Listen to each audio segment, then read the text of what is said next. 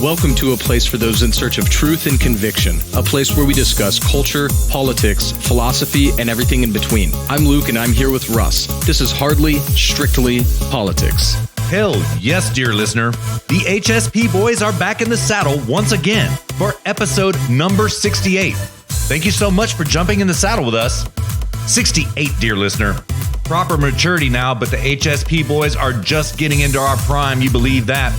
2 separate continents, 2 separate countries, 2 separate adult beverages just to make it fair, and 2 separate cups of coffee, 2 separate fact shamings, 2 separate show preps, 2 separate trails to the same inevitable conclusion. 68, dear listener. Not a prime number, but it's the sum of numerous prime numbers. 68 equals 7 plus 61. 68 equals 31 plus 37. The new wave song by The Alarm, 68 guns will never die. 68 means protection. 68 means that you are prosperous and protected. 1968, the election between Richard Nixon, Hubert Humphrey, and one independent by the name of George Wallace.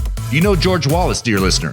Spoiler, Nixon won that election. Look at the election results and the platforms. You don't know already, it doesn't matter. Now, why is that, dear listener? Because 68 matters for one reason and one reason only. And why is that? Because the trail grows longer each and every single week. And 68 means that we've got 68 miles to ride on this trail right here, right now. So let's not tarry.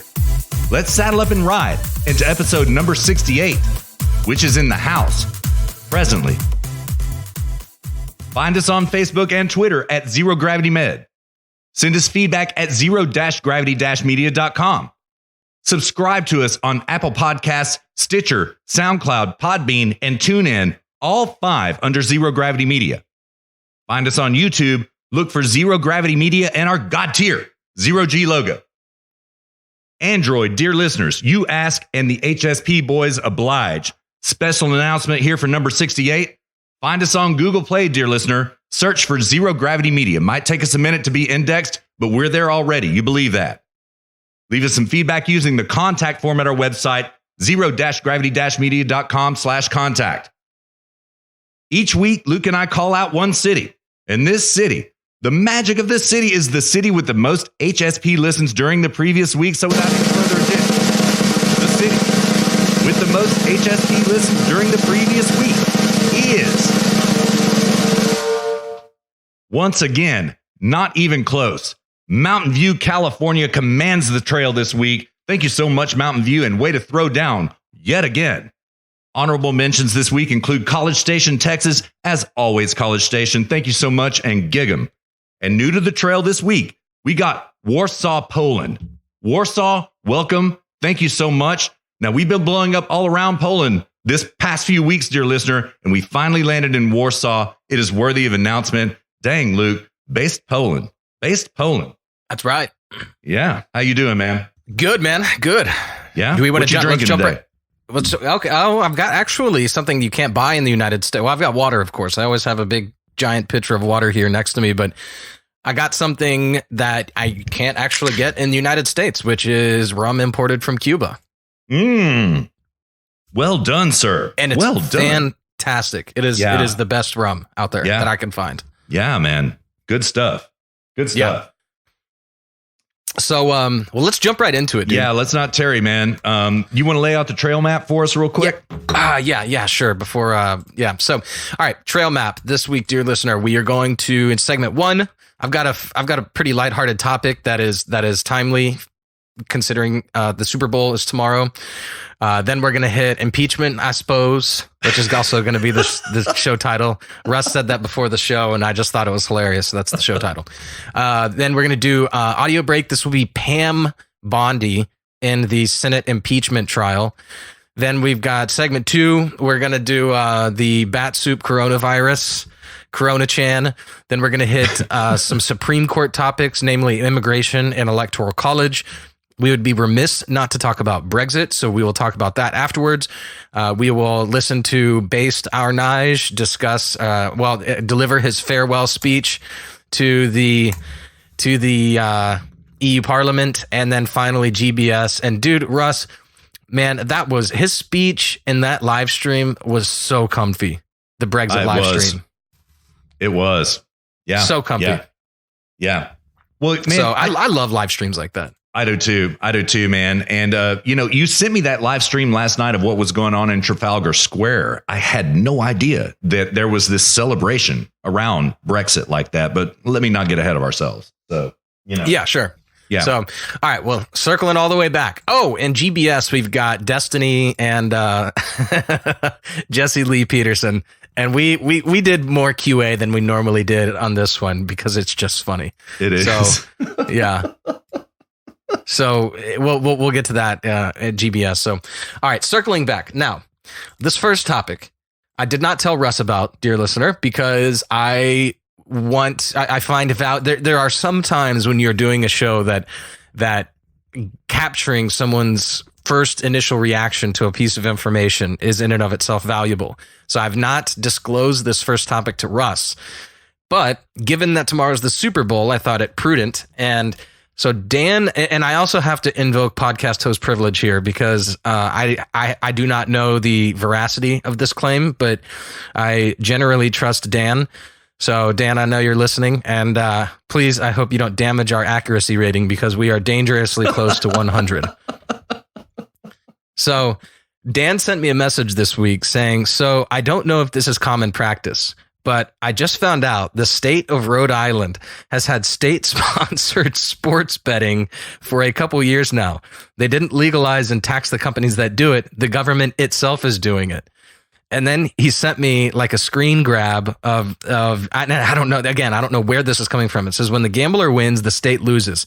Last February, the state lost nearly $900,000 when the Patriots won and beat the spread. Dang. Yeah. State sponsored gambling. And so then we were joking around and I was just like, God, this is just rich. I mean, so like this, yeah. I guess, again, I could be wrong. I was not able as of yet to verify the veracity because this happened literally like right before the show. But apparently, I guess the state of Rhode Island actually bets on sports games. And apparently they have some really crappy app that a couple of guys made for it, and it's all buggy and everyone complains about it apparently. Dang. And I got to thinking about it.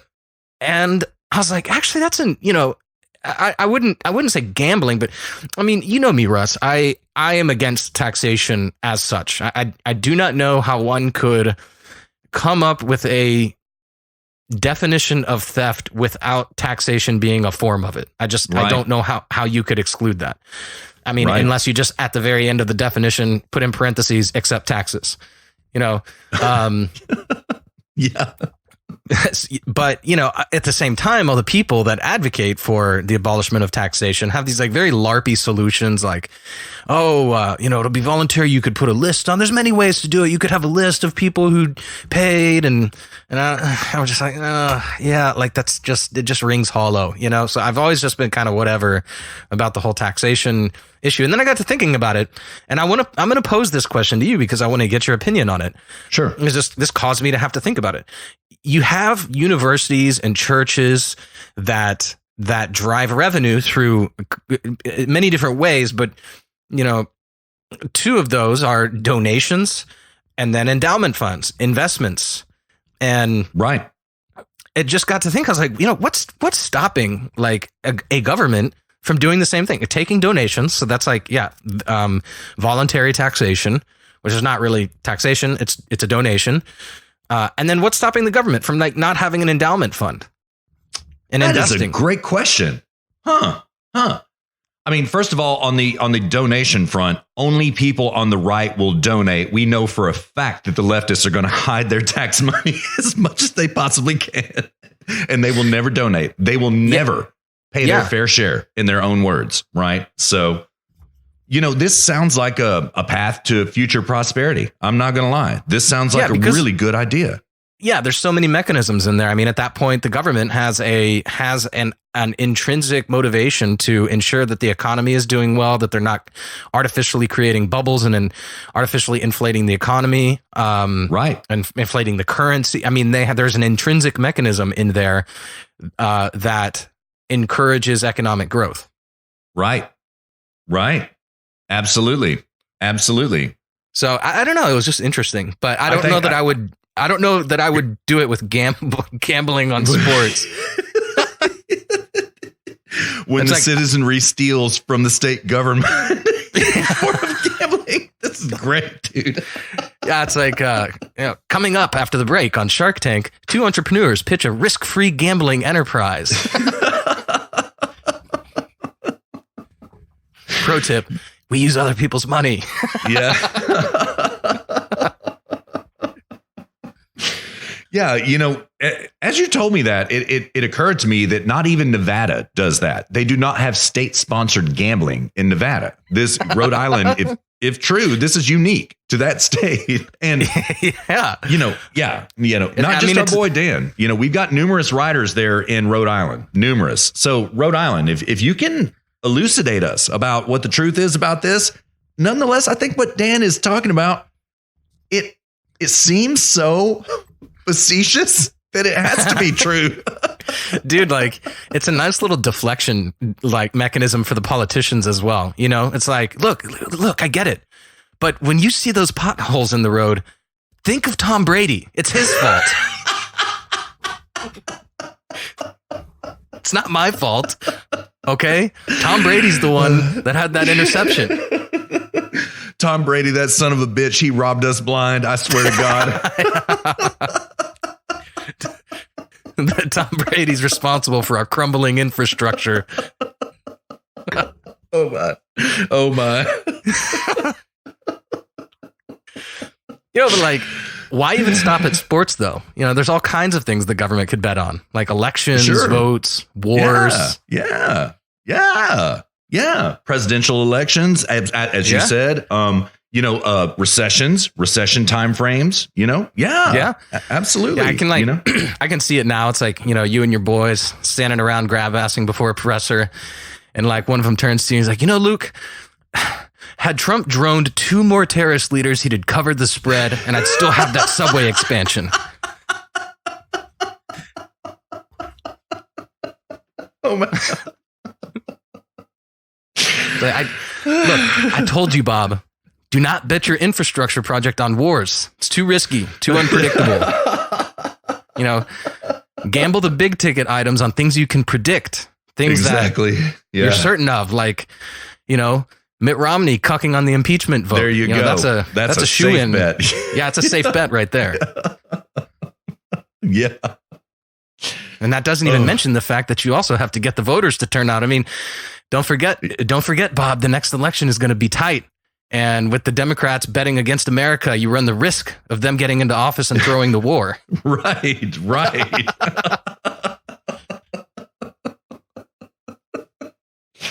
Oh, dang. Wow. Yeah. Man, that was a knockout first segment. My head is kind of spinning from it. First of all, then you go out to the presser and then you're like, I just have a quick announcement. The third quarter interception in the 49ers game last night has cost us fire protection, and therefore the burn ban will remain in effect until hockey season. Right. And we're going to bet on the Stanley Cup in hockey season. We're going to make it back. We're going to make it back on the Stanley Cup. Yeah. And in good news, the droning of Soleimani means we've covered the spread in the Middle East conflict, and therefore we will be moving forward with the downtown restoration project.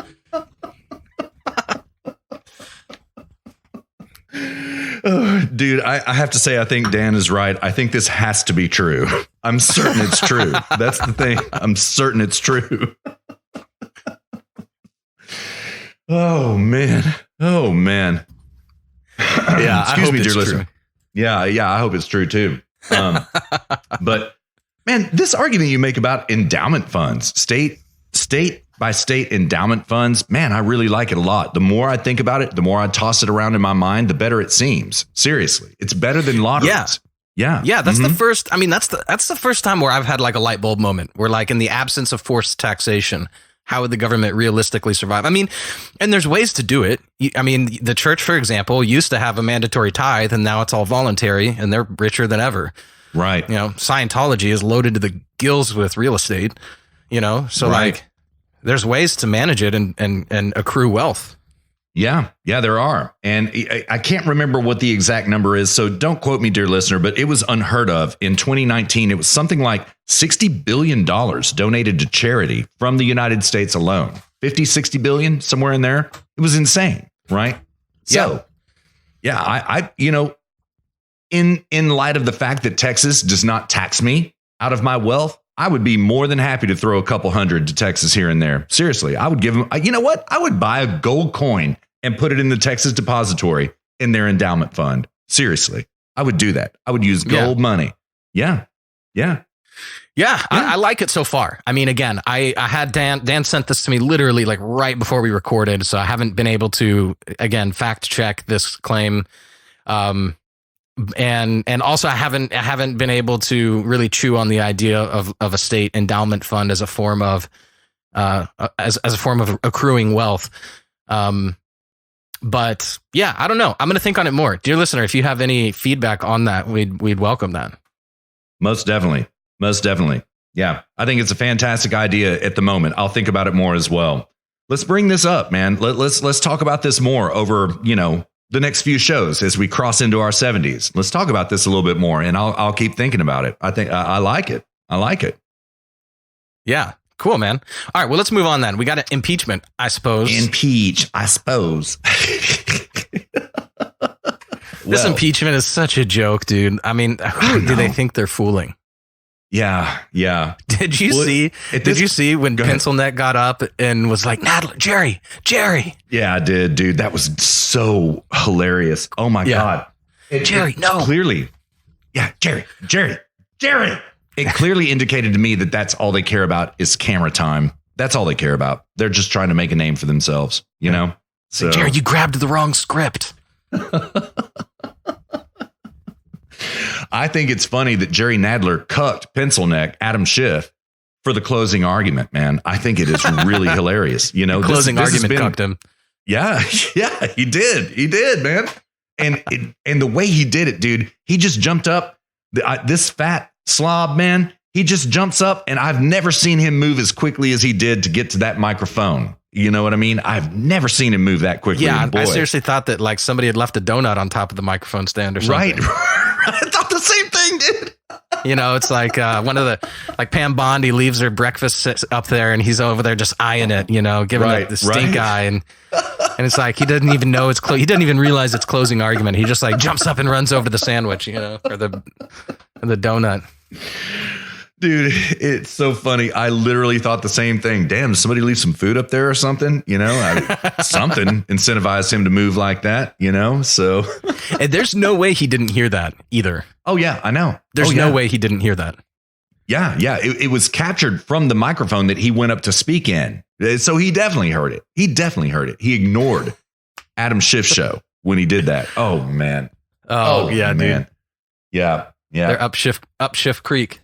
Yeah, they are. This is a total loss. And despite all of this, after Luke and I hit the black button last Saturday, dear listener, in episode number 67, okay, then the bombshell broke about John Bolton's book coming out, right?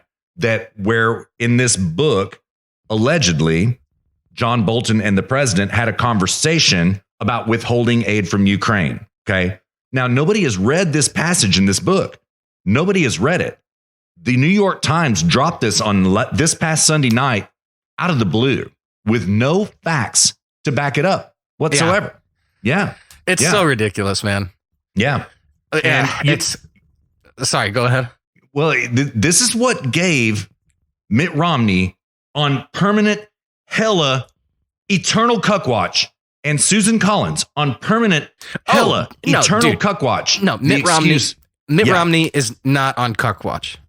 He is a cuck. It is now. He is a cuck. You're right. That is his permanent state now. Yeah. I mean, I'm reminded I'm reminded of that scene in Talladega Nights when the French guy's walking into that bar and he says something, and then Will Ferrell looks at him. He's like, "Well, there's strikes 2 and 3 right there." That's like that's what I think when Mitt Romney flipped this vote. Definitely. I know. Susan Collins fell right in line. Permacuck, not even Cuck Watch. Lisa Murkowski tried to get herself off HSP Cuck Watch this week by announcing on Thursday and grandstanding there too. I'm not going to vote to hear further witnesses. The Democrats have not proven their case. Hey, you know what? Thanks a lot for the effort. We really appreciate it. You're still on permanent Cuck Watch, Lisa Murkowski, and you know it.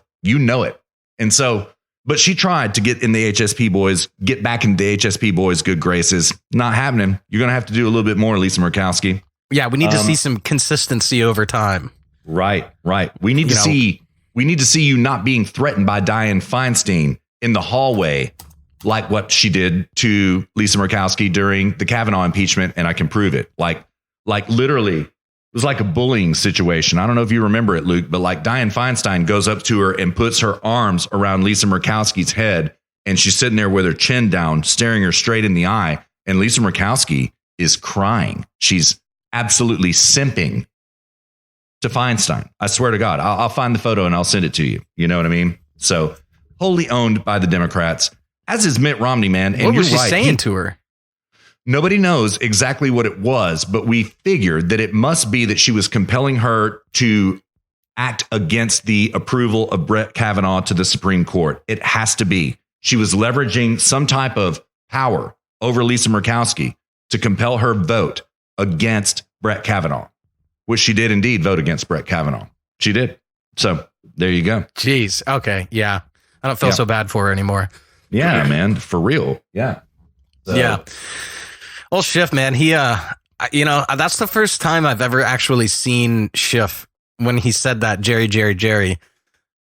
Like, that's the first time I've ever seen him make, human type movements and say things that like a human being would say. It's so true, dude. Like we were talking last week, it's like an alien. I mean, that alien that's trapped inside of that bag of skin is really, really going for the Oscars here. We'll put it that way. Yeah, definitely. Again, Adam Schiff had to make that closing argument because he had to go up there and, feign emotional sorrow about everything that's going on in his country. And you were silent. Yeah, right. I thought it was so, dude. When you remember that when he did that in the House hearings, right? Oh yeah. And he did that, and like all the if you look at all the little workers that are back there typing away, doing whatever they're doing, they all like stopped and looked up at him. Yeah, and then like 5 seconds goes by, and then they all just start working again. That's so true. That's exactly how that went. They just looked up and they're like, "Oh, that's Schiff," and then they just started working again. Yeah. It's so funny. Yeah. Oh man, good times. But yeah, the point that I think about Adam Schiff really here that is instrumental is that he has to knock this impeachment out of the park because he's been lying through his teeth all week about not knowing. I don't know who the whistleblower is. Yeah, you do, you son of a bitch. You know exactly who the whistleblower is. You know all of the details. You cooked this case up against the president. We know that you did it. It's completely illegitimate. And Luke, if he doesn't knock this out of the park, he might be in some trouble. You know what I mean? He might be in some trouble. After all, he is a material witness in this impeachment. Had they called witnesses, this would have backfired on them in a major way. We would have heard from Hunter Biden, Joe Biden, Adam Schiff, and who else was it the Republicans wanted to call up? I can't recall. The whistleblower. The whistleblower. Yeah, the whistleblower. Yeah. Mm-hmm. Yeah. So, yeah. But Schiff's like, I don't know why they would call me as a witness. I'm not a fact witness. Right. Yeah. Yeah, you are, son. And you know it, So, little bit of detail about this Bolton bombshell that dropped on Sunday. Okay. I've got a Zero Hedge piece here. The title is Guess Who Was in Charge of Reviewing Bolton's Leaked Book at the NSC? I'm going to take it from the lead. It goes thus. The identical twin brother of Democratic impeachment witness Alexander Vindman, Yevgeny Vindman, is reportedly in charge of reviewing all publications by current and former officials at the National Security Council, according to Breitbart News, which would include recently leaked manuscript of former National Security Advisor John Bolton. There you go. Cooked up. But wait, there's more. And again, it was this leak from the New York Times that gave Mitt Romney and Susan Collins, the ability, the reason, the justifiable reason to vote for hearing more witnesses in the impeachment trial. Okay. Ridiculous, man. That they gave them that oxygen in the room. But Luke, I think that this is backfiring a little bit. I don't have a piece pulled up about it, but this is objectively true. Did you hear that in the Utah state government, they have put forward a bill to recall Mitt Romney as their senator? No, I didn't know that. Yes, true. And it's a Republican government in Utah. We'll see what happens. Right now it's just a bill. It's not been voted on any which way. You know what? I take that back. I don't think it's just Mitt Romney. I think they're also trying to recall Mike Lee. Utahns. Okay. We know we got several of you here on this trail with us each and every single week. Do it. Petition your government. Get them recalled. Dude, that would be so hilarious. Oh, yeah. Man. It's it's crazy to think how much times have changed. I mean, 8 years ago. Was it 8 years ago that he ran? Yeah. No. Yeah, about like that. Yeah. Yeah, it was 8 years ago because Trump's on year 4. When he ran, well, I guess technically is like 7.5, but whatever. When he ran, I remember waking up the morning that Obama was elected, and aside from being hungover because we went out to the bar to watch the election results. And when you're on West Coast time, you're 4 hours behind East Coast, so right. You can go out after work and pretty much watch the whole election. And, where it's like 2 a.m. when it goes down, on the East Coast, it's still only 10 p.m. out in California. So we would go to the bar and then watch and all the TVs, and being in San Francisco, everybody is was going for Obama and whatnot. And I was so disappointed the following morning when Romney lost. And I remember thinking the country is lost, all these doomsday things that morning. And I look back on that now and I'm like, my God, I was so I am thankful that Romney lost. A, because he's a cuck at the end of the day. And B, because this brought us Trump. Yeah, that's right. So, that's right. I mean, it's just amazing how blue-pilled really I was at that time. To actually think that Mitt Romney was any different than Obama or was going to do anything meaningfully different. Yeah. And this is corporations are people, my friend. What a cut, man. What a bitch. I mean that they would argue over things like Big Bird and PBS and it's just small little minutia crap. The left is over there just twiddling their fingers and just yes, Romney, yes, keep talking about Big Bird while we push through Obamacare. Yep. Yep. Just so. Yep. Oh man. It's that's the compromise that Romney wanted, we will we will socialize healthcare. We will allow you to socialize healthcare if you defund Big Bird. That's the deal. And it's take it or leave it, or I'm walking. Just so, man. I mean, yeah, man. Cuck Romney is the architect of Obamacare. That he did that in Massachusetts as governor. He passed the blueprint for Obamacare. Let's never forget, dear listener, it's true. He has never been a Republican. He has never been red-pilled. You're right, dude. He's not even on cuck watch. He's a permanent, absolute, eternal cuck. Eternal cuck. Forever. Yeah. Doesn't even know how to blow out birthday candles, man. It's pathetic. Yeah, that's right. I forgot about that. There was a video, dear listener, if you're not familiar, there's a video online of, I don't know, several months ago or a year ago or something, and they had delivered him a birthday cake to his really crappy, by the way, office. I was shocked to see how crap. It's like, dude, you're loaded, man. You should have like a freaking office overlooking the Utah mountains or something. Right.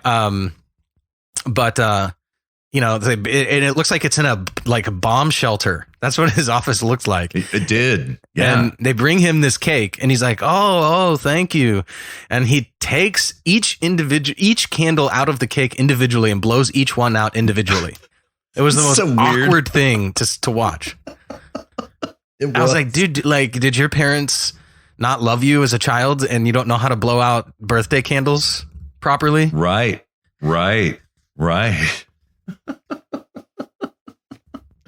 Oh my God. It was so weird that it was one of these things where you're just like, dang, this is just uncomfortable. This is just weird. This is just weird now. You know what I mean? I know. I felt weird watching it. I was like, God, I can't like that. You know, I need to. Yeah. I hope I don't. Yeah. I just felt like I needed to shower after even just watching that. I know. Right. I know. Yeah. It was. Oh God. What a cuck, man. I really want to use more expletives, but you know, we're not a family friendly show here, dear listener, but there are lines we won't cross. These lines are appropriate to cross for Mitt Romney, but we won't do it. We won't torture your ears by doing it. So I'm just going to stay in the saddle on this one for now, Yeah. So Luca, where we're at, and I find this rather infuriating. Okay. So last night they voted on procedures for how to go forward with impeachment. Here's what they come up with. Monday, there will be closing arguments by the House managers and Trump lawyers. Tuesday, there are open deliberations. Each senator is allowed to speak for a maximum of 10 minutes, right? So that's 100 times 10. It's 1,000 minutes. That's going to take some time, right? And then on Wednesday, they have their final vote on the articles of impeachment, which I find rather infuriating. I feel that this was a deliberate play by Cuck Romney, Cuck Collins, the Democrats in the Senate, the House impeachment managers, to delay the final vote on impeachment until just after the day past the State of the Union address. And it really kind of pisses me off, man. That chaps my ass, right? This should have been voted on yesterday, on Friday, but they didn't do it. They punted. They created more political theater to get them through. This is whether to call witnesses, right? Yeah. Well, to number one, call witnesses. That got voted down 51-49. That's what I thought. Yeah. Yeah. Okay. But no, it was agreements, votes, amendments, as they call them in this trial, amendments about how to proceed heretofore, hereafter rather, going forward. Yeah. Mm-hmm. So they've all given themselves 10 minutes of grandstanding time. Amendments to how to proceed to acquittal. Yeah, that's exactly what it is. You know what I mean? He is going to be acquitted. And to this end, I have to say, Luke, I'm really surprised that Nancy Pelosi has not rescinded her House invitation to Donald Trump to come give the State of the Union. I mean, it may be still possible that she does that on Monday because, oh my God, we can't have an impeached president under trial speaking in the House of Representatives, not here in the people's house. Oh no. I'm surprised she hasn't pulled that stunt. Yeah. Yeah. It could still happen. It could still happen. But, I'm not going to say I predict it. I'm just going to say that it could legitimately still happen. And so, here we go. The president will give the State of the Union, as we know now, on Tuesday, and he will be still under trial. I hate that, dude. Yeah, I agree. I think there's another motive here as well, though. The Iowa caucus is on Monday. Oh, and Bernie can't go. He can't do anything. He has to be there for the impeachment. I think this has been a two-sided approach. They're attacking Trump and damaging Bernie's ability to campaign. Dang. I hadn't even thought of it. Dude, I agree 100%. I had not even thought of that. Because, I mean, like, just put yourself in the shoes of the mainstream left or the mainstream right, the blob middle, as we've called them previously. Mm-hmm, mm-hmm. Just put yourself in their shoes. They don't have control of the right anymore. Trump does, and the Freedom Caucus does. Right. So they've lost control of the right. So that's half the political system. They don't have control of the Senate. They're likely going to lose control of the House in November. I think so. So the only thing that they have control over is their own party. And we've heard from Nancy Pelosi saying nobody likes to work with Bernie. He doesn't like to work with others. He's like the sort of this lone ranger out there on the left. So if Bernie gets elected, they lose the left too. The blob middle, if Bernie gets the nomination, the blob middle is done. They're finished. So smart, man. So smart. They're going to do everything they can to sorry, really quick. Like they're going to. No. Yeah. I mean, so they recognize they've lost control of the right. You see them doing all this impeachment stuff. And if you think that they're going to allow Bernie to take control of the left, there's no way in hell that is happening, because that's all they have left is their own party. Yeah. Yeah. Yeah. That is so smart, man. That is so smart. I couldn't agree more.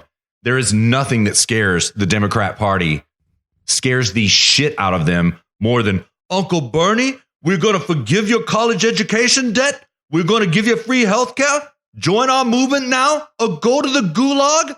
That terrifies them, because if he does this, AOC, that wing of the Democrat Party, controls them forever. They have nowhere to defect except the Republican Party at that point. They're over. You know what I mean? They're finished. Yeah. Yeah. Yeah. And dude, I'm so glad I still have this article pulled up. It's a Politico piece. I saw Tim Pool tweet it earlier and I was reading it, and then I just closed my phone down, and thank God it's still in Twitter. The name of the article is DNC members discuss rules change to stop Sanders at convention.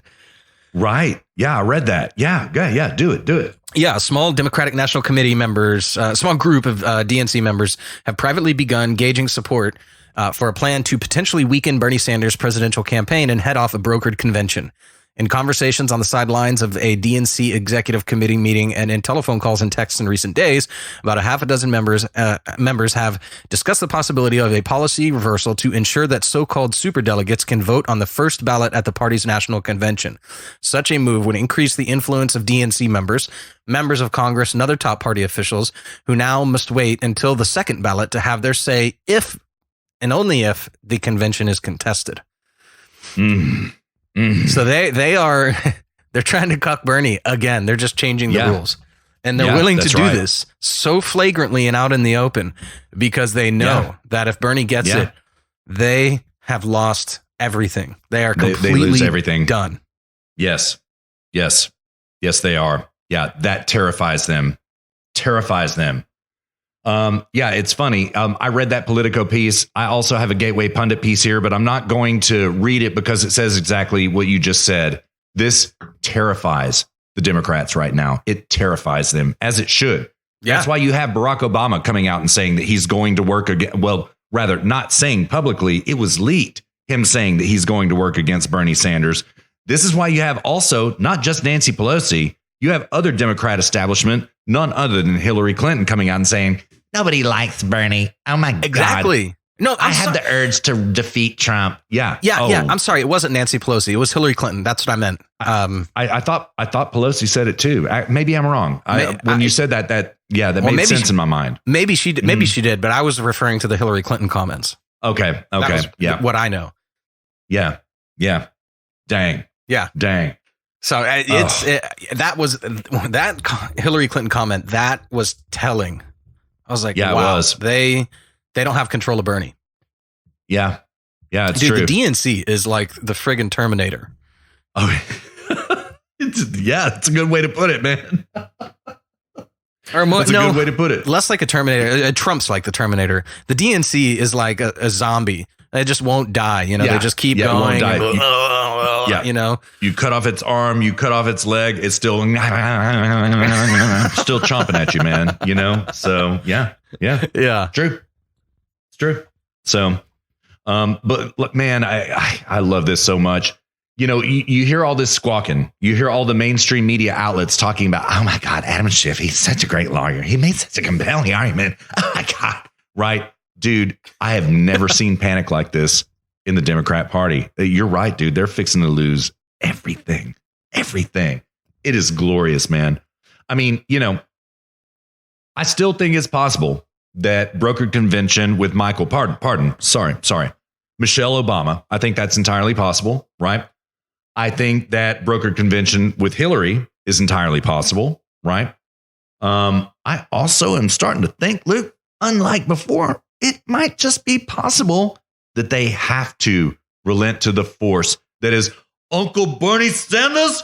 We're going to throw a revolution in this country. They might just have to do it, or they're destroyed either way. They're checkmated here. Oh, I've never seen anything like this, dude. And so, dear listener, don't get blackpilled by all this impeachment stuff. It sucks that it went past the State of the Union address. That's true. Doesn't matter. These people are on the ropes right now. They're absolutely on the ropes. It's totally great. It's great. Yeah. And they have nothing for I mean, if the DNC pulls this off and cucks Bernie, they have nothing for the presidential election. Nothing. Yeah. Nobody. That's right. Maybe Elizabeth Warren. That is their best shot, in my opinion, is Elizabeth Warren. Yeah, I would agree. Biden, he can't do it. He doesn't even know where he is from moment to next. You know what I mean? And, licking his wife's fingers and touching young girls and all this weird shit he constantly, does, dude.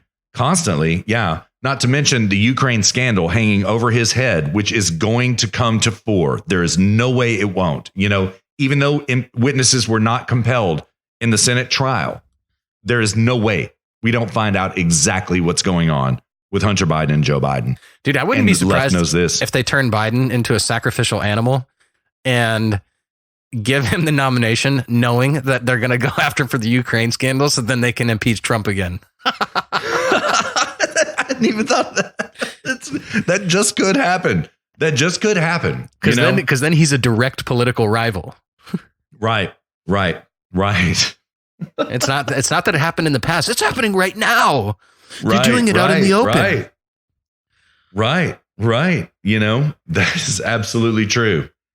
And you raise a really interesting point, right? This is their impeachment is their Hail Mary pass to stop Trump from getting on the ballot. They literally said on Thursday in the afternoon, Luke, that, okay, even if he's acquitted, Justice John Roberts, we want you to guarantee us that he'll be taken off the ballot. This is what impeachment was always about, to get him off the ballot, to rig the 2020 election. Okay. That is literally what they want, because they know they have no way of victory and thereby acquisition of power going forward. There's no chance. Okay. So they're trying to get Trump thrown off the ballot.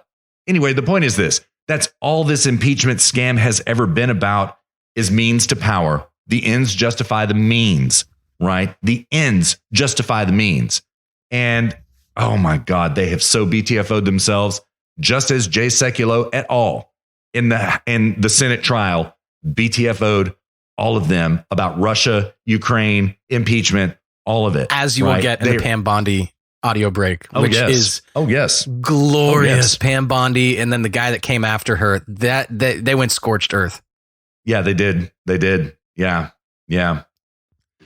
Dude, how old is Pam Bondi? Other audio clips to play for you here, Luke. It's all germane to what's going on in this conversation. You want to hear some stuff real quick? They're short. Yeah, but really quick. But for how old is Pam Bondi? 51, 52, something like that.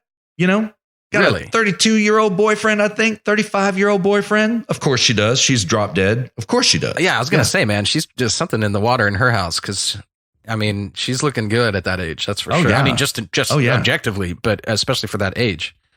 Yeah, she's smoking. No doubt about it, man. She is smoking. And, and she is God tier smart. I love her accent, dude. She has that Florida Southern drawl.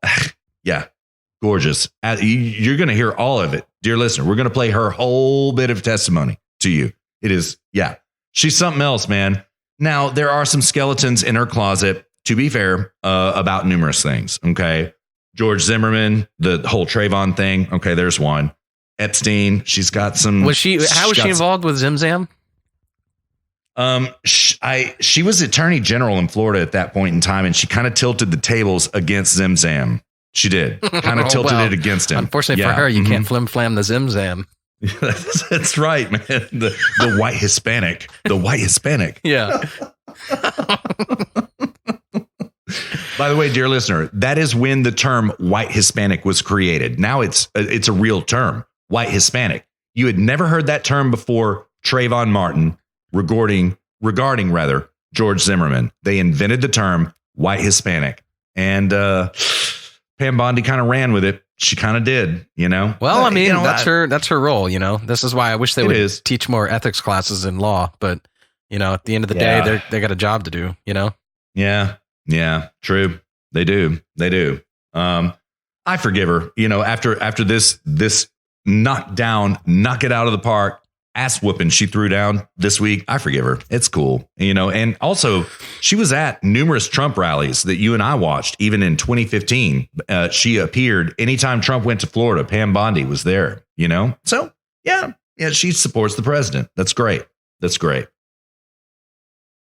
Well, yeah. Okay. Let's hear these audio clips, man. All right, this is Devin Nunes on Tucker Carlson just last night. I think he says it very close to the beginning. Let's take it from the lead. It goes thus. We're joined now by Congressman Devin Nunes of California. Great to see you, Congressman. So great to be with you. We got an indication from Senator Lamar Alexander of Tennessee last night late that we're not going to get witnesses in the Senate portion of this proceeding. And basically, there's nothing left. There's going to be a vote. The president's going to be acquitted. So why is it continuing exactly? Do you know? Good question.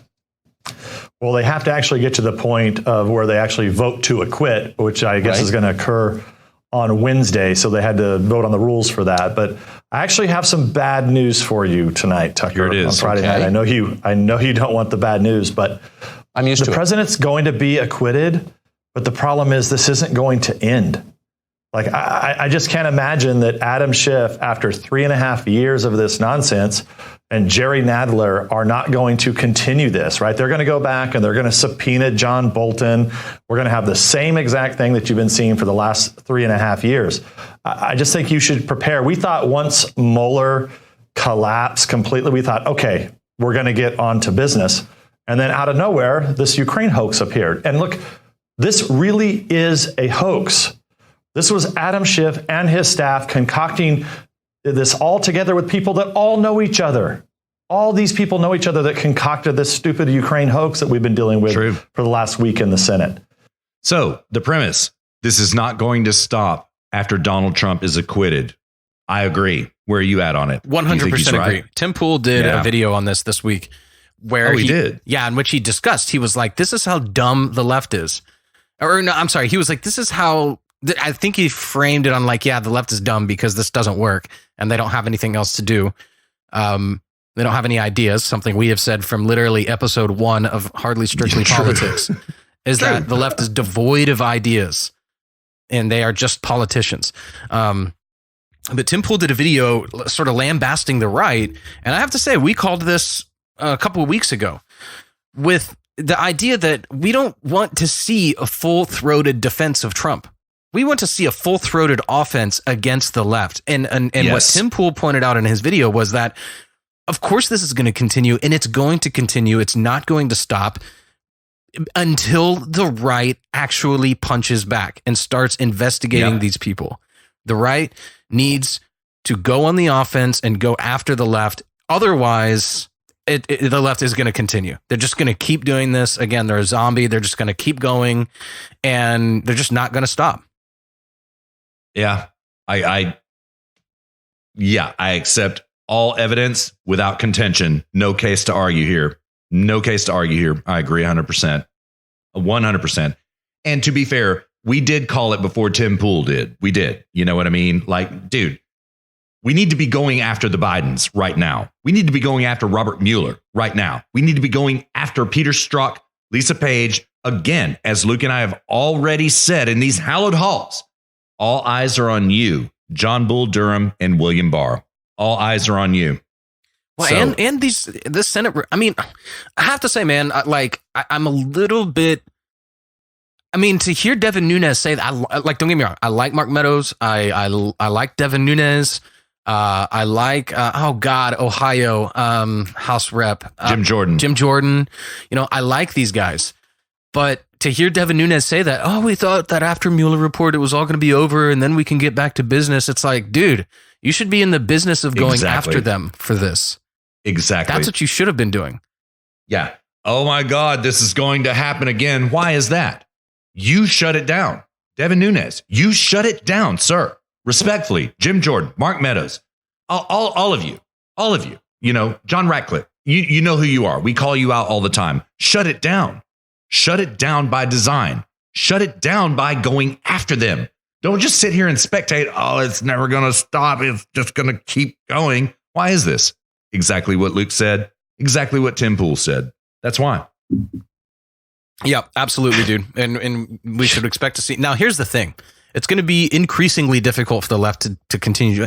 Okay, there's a couple things here. First of all, it's a losing hand. I don't care. Any way you play this hand, it's a losing hand. You have unsuited, you have like offsuit 2-3. Okay. And they're all in with an offsuit 2-3, you know, and the thing is that so not only is it a losing hand because it's going to lose them the election. It's going to cost them the House if they continue this. Right. So it's a losing hand in spite of the fact that the right's not doing anything about it, which is a huge, in my opinion, not merely tactical, but a moral shortcoming on the right. They should see the injustice here and seek to rectify it by any means necessary. Okay. But so the left is playing a losing hand, and still worse, as time goes on, Trump knows he is being watched. He knows that every single thing he says and does is going to be looked under with a magnifying glass and a wire. Yep. And Trump, now that he knows, I mean, this is Trump not realizing he's being scrutinized to this level. Now he knows he's being scrutinized to this level. Right. And he's going to clean up his act even more. So as this continues and as this goes on, it's going to become increasingly difficult for them to find anything. The Ukrainian case was already weaker than the Russia collusion hoax. And so what's the next one? It's going to be even weaker than the Ukrainian scandal. Because if there was anything stronger, they would have just gone with that. And it's just going to be increasingly difficult and increasingly improbable that they're going to find anything because Trump's just cleaning up his act even more now, and everybody is. Right. So it's it's going to cost them the election, you know. But the problem here is that this is an act of injustice, and our government, the mechanisms of our government, are being used like a cheap prostitute by the left, and it needs to stop. Yeah. You know, I totally agree 100% with everything you just said. I think because of this reason, you know, listen, Republican lawyers in the defense of Donald Trump in the Senate, you did a fantastic job. You really did. But Mark Stein made the case on Tucker Carlson, I guess it was Thursday night, right? And he was being his usual jovial and funny self. He was like, what really should have happened is the Republicans should have stood up and said, no case to argue here. They've brought nothing. Now that incurs a big risk, right? But what is important here is that the Republicans control the Senate. Just throw the damn thing out in the very first place. It has never been legitimate. Donald Trump did nothing wrong. He did not abuse his power. He did not collude with Ukraine against Joe Biden, his political opponent. This is all bullshit. Call it for the bullshit it is and throw it out. Don't even indulge the left. Exercise political power. Exercise political power. Yeah, this is... Yeah. Sorry, were you finished? No, I'm done. Okay, yeah, I mean, totally. Yeah, why indulge them? Here's the thing. In my opinion, the right should be, and this is a controversial opinion, and I don't know if you're going to agree with this, Russ, but in my opinion, the right has a moral obligation to do whatever the hell they want. I don't care at this point. Lie, cheat, whatever. Dude, I totally agree. The rules, Adam Schiff threw out the rule book when Donald Trump was before Donald Trump was ever even elected. Obama took the rule book and lit it on fire. Yep. So there are no rules. Look, when an enemy is not obeying the rules of the game, you have a moral obligation to respond in kind. Exactly. Otherwise, your virtues are being used against you. Yes. That is exactly it. That is exactly it. So go after them. They deserve it. Yeah, they do. Here's how it should have gone down. Okay. the Republicans step up in the Senate and they say, you know what? We're calling our witnesses. You don't get shit. You controlled the House and didn't allow Donald Trump to call any witnesses whatsoever. There was no defense of the president. When you cooked up these phony articles of impeachment, we're calling Hunter Biden. Yep. We're calling Joe Biden. We're calling Adam Schiff, and we're calling the whistleblower. And you don't get shit, is what Luke is saying. Yeah, that's what should have happened. I mean, yeah, maybe that's what should have happened. Maybe not lie, but like, yeah, just abuse the damn system. I don't care at this point. Don't give them anything. This is never about fairness. This was never about justice. And I'll be damned, you had better make it. It better be about justice now. That should be their attitude. Right. And they should go to the left and say, you get absolutely nothing. We are calling all these witnesses and we are blowing this up right in your face. Yep. That's what I would punish them, squeeze, punish them. Absolutely. Absolutely. I mean, you could get one hand around Schiff's neck. You wouldn't even need to. True. So true. So true. Dude, if Schiff, if you got into Brazilian jiu-jitsu, man, he'd be like the hardest person to choke out. You just slip right out of that thing. Because you can't get his neck and the crook of your arm. Yeah. Yeah, it looks like a jelly neck, I must say. You put it there, you try to choke him out, and it just kind of turns into a lump of jello. You know what I mean? Yeah, it looks like to me. It just like takes the form of the crook of your arm. Yeah, exactly. Yeah. But dear listener, back in the saddle, by one of two mechanisms, throw the damn thing out or absolutely lay waste to the left. Don't let them speak. Don't let them call witnesses. Don't let them do shit. Yeah, give them nothing. I would have passed like an amendment that would say like house managers are not to speak unless called upon. I would have done stuff like this. Yeah. Right. We've already heard everything you had to say in the House. We know all of it, right? You don't have to reintroduce it in the Senate. You don't have to co-opt us to enable you to further discover a case when you have produced none. We're done here. Yeah. And dude, this is how we lose. Yeah. This is how we lose. A counter argument to this would say, well, they have to be fair. Otherwise they're going to be accused of doing the same thing as the left. And then no one's going to know who to believe. So there has to be a good guy in this. And my argument to that is no, because we have the truth on our side. They're the bad guy. So you go after them. Exactly. And you take the bad guy out and then you're the good guy. You're not the good guy by just sitting there with your, sitting on your hands in your chair. That doesn't make you the good guy. Exactly. You being the good guy means it's because you went after the bad guy and you eliminated the bad guy. And we have the truth on our side. I am convinced beyond a reasonable doubt that Biden is far more corrupt than anyone can imagine. So go out, blow it up. If the truth is on our side, don't sit on your hands and pretend to be, we're going to be fair about just if you blow it up and expose the truth for what it is, then everyone will go, oh, wow. And then everyone will be thanking you. Wow. You had the moral courage to go tackle this. Right. Right. They wouldn't be talking about, okay, well, you exposed all this corruption and fixed all these problems, but you were really mean to Schiff. That's like, okay, great. Who cares? Right. Right. Yeah. F him, man. F him entirely. Yeah. I couldn't agree more, man. And this is why we lose. Seriously, this is why we lose. This is why the ball moves ever so steadily to the left, always in perpetuity, because nobody takes a stand. And and I mean, they're taking a stand, but they're not going on the offense. That's the problem. Right. Yeah. Always on defense. That's it. Yeah.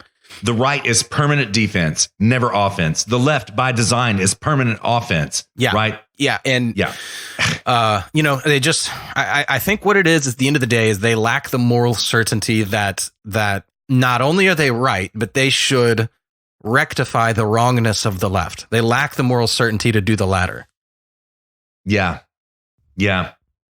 And not to mention that half of them, like Lindsey Graham, like John McCain, like Mitt Romney, are all involved in this Ukraine corruption just as much as the Bidens are. Then there's that. If they really do it, then they're on the hook too. So that's never going to happen. Well, yeah. You know I would be totally down if that's true about, who cares about Mitt Romney, but Lindsey Graham, if that's true about him, take him out, be the party of truth and justice.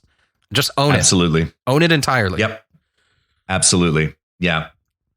It does seem to be true. There is some circumstantial proof thereof, but listen, we're not trying to accuse Lindsey Graham.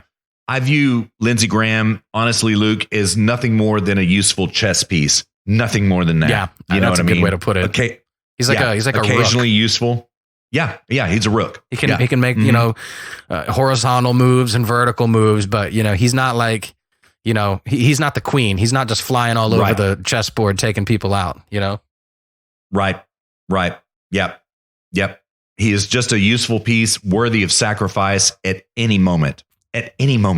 Yeah. What about Mitch McConnell? With no warning. If Mitch McConnell were a chess piece, which chess piece would he be?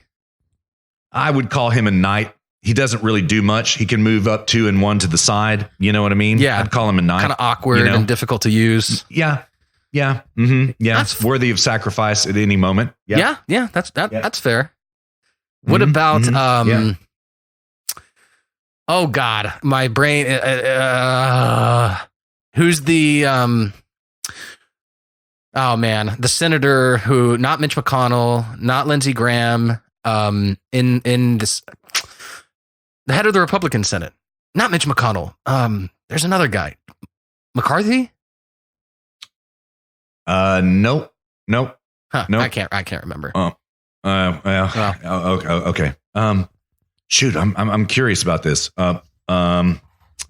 You sure you're not talking about Mitch McConnell? You sure about that? No, I'm 100%. This guy's 100% sure. This guy's a lot younger.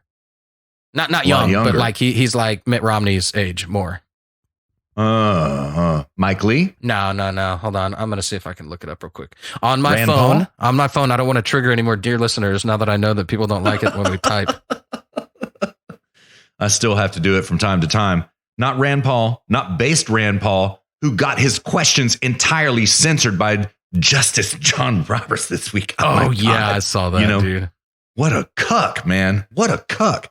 They were totally legitimate questions. While Luke looks this up, dear listener, I'm going to red pill you about Rand Paul and Ron Paul for that matter. You probably already know what happened.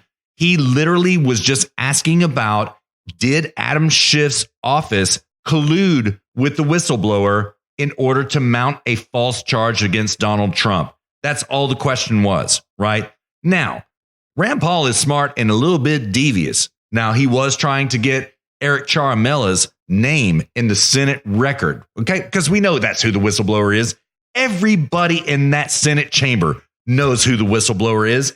Everybody in America knows who the whistleblower is, courtesy of Paul Sperry at Real Clear Investigations. Everybody knows who he is, right? So Rand Paul was just trying to get it into the record, shut down twice on 2 different questions by John Roberts, who's supposed to be a conservative Republican. Come on, man. The one who voted for Obamacare, the one who got Obamacare through because, oh my God, it's a tax after all. The government has the right to tax. Man, it is triggering. And mad props to Rand Paul for trying to do the work nonetheless. Mad props, but it just didn't work out. Censored. Did you find out that chess piece yet? Nah, dude, I'm looking right now. Okay. I'm about, yeah, dude, I'm trying to find, I can't believe I can't remember who it is, man, because he was like all over the place when he moved over to the Senate. Well, because these people, honestly, at the end of the day, they don't matter. They're all entirely forgettable. All of them except Donald J. Trump and, Ted Cruz, Rand Paul, Matt Gaetz, Jim Jordan, Mark Meadows. You know who the cadre are, dear listener. We don't have to name them. You know exactly who they are because now I'm forgetting who the cadre are. Yeah. All right. Well, dude, I just went through the entire list of senators and I couldn't find, just by, briefly glancing at the pictures, I couldn't find him. No, it's all good. It's all good. So what would you consider? Obviously, he would have been a pawn. Yeah. Okay. Fair enough. What do you think about Ted Cruz, man? I would call Ted Cruz a bishop myself. I'd call him a bishop. You know, maybe I would actually say, well, what's better, a bishop or a rook? I think rooks are better. Yeah, rooks move up and sideways. Yeah. Bishops move diagonally, and that's why I would call Ted Cruz a bishop. Yeah, he can get away from attacks. Okay, he can cause you damage from assuming a bishop is better than a rook, I would say yeah, he's a bishop. Otherwise, I'd flip. I would do the old switcheroo and change out McConnell. I mean, not McConnell. Lindsey Graham. Lindsey Graham. And Ted Cruz. Fair enough. Yeah. Fair enough. Yeah. But it's rhetorical at this point. Yeah, but I mean, I don't know, man. Maybe Ted Cruz is even the queen. Maybe. Yeah. He is certainly a stalker. Dude, have you been listening to his podcast? It's fantastic. Dude, no, but I saw, I've been wanting to listen to it, and I saw that it actually is now the number one podcast in iTunes, all of iTunes. Yep. Number one podcast in the world. It's exceeded Joe Rogan. Yeah. Yeah, it has. Yeah, in less than 10 days. It took him 2 days to do that. And dude, it's great content. It really is. 25 minutes per show. It's good stuff. It's really good stuff. So, man, shout out Ted Cruz. I would love to see that growth curve. Maybe it's a little bit slower for us. Dude, maybe that was just like a super turbo $1 million chess long game podcast marketing. You know, it's like because he wants to start a podcast. So he's like, okay, I'm going to go to law school. I'm going to get number one debate at law school.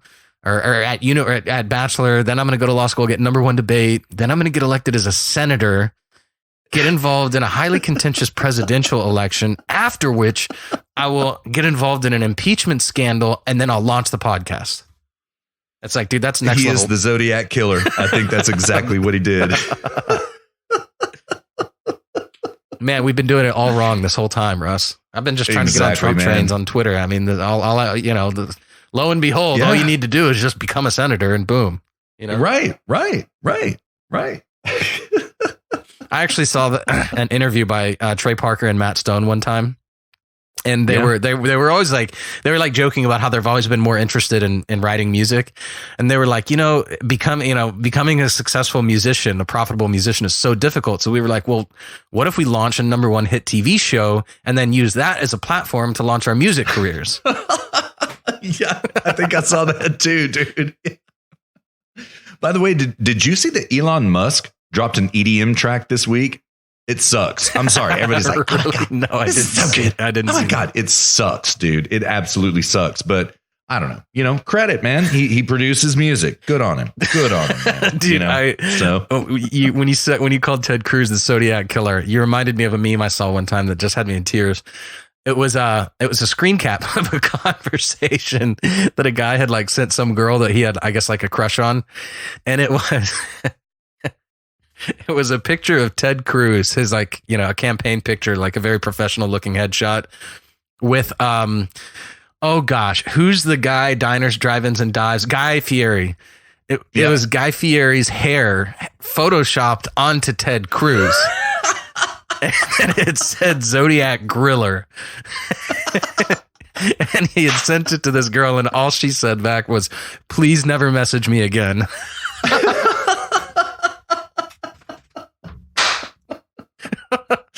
I think you may have sent that to me. I saw it somewhere. I think you sent it to me in our private chat. I think. So, yeah, that's good stuff. I'd forgotten that, man. Dude, I love stuff like that, man. I do too, man. I do too. It cometh. Meme War 3 cometh. That's for sure. Oh yeah, dude. That is lots of memes already coming out. I mean, oh yeah, dude. Oh yeah. We didn't even get through January. We've already got Corona Chan. Yeah, true. We do have Corona Chan. Yeah. And she's so cute, Corona Chan. I know. She really is, man. Yeah, she's so cute. Did you see that I used the Corona Chan meme as our photo for the show? For episode 67. No. Yeah. Oh, dang. Oh, good. I didn't even notice. Yeah. Oh, yeah. If you go to the website, there's Corona Chan there. Good, man. Well done. And it was the caption was like, I've never been to Madagascar, Anon. Will you take me?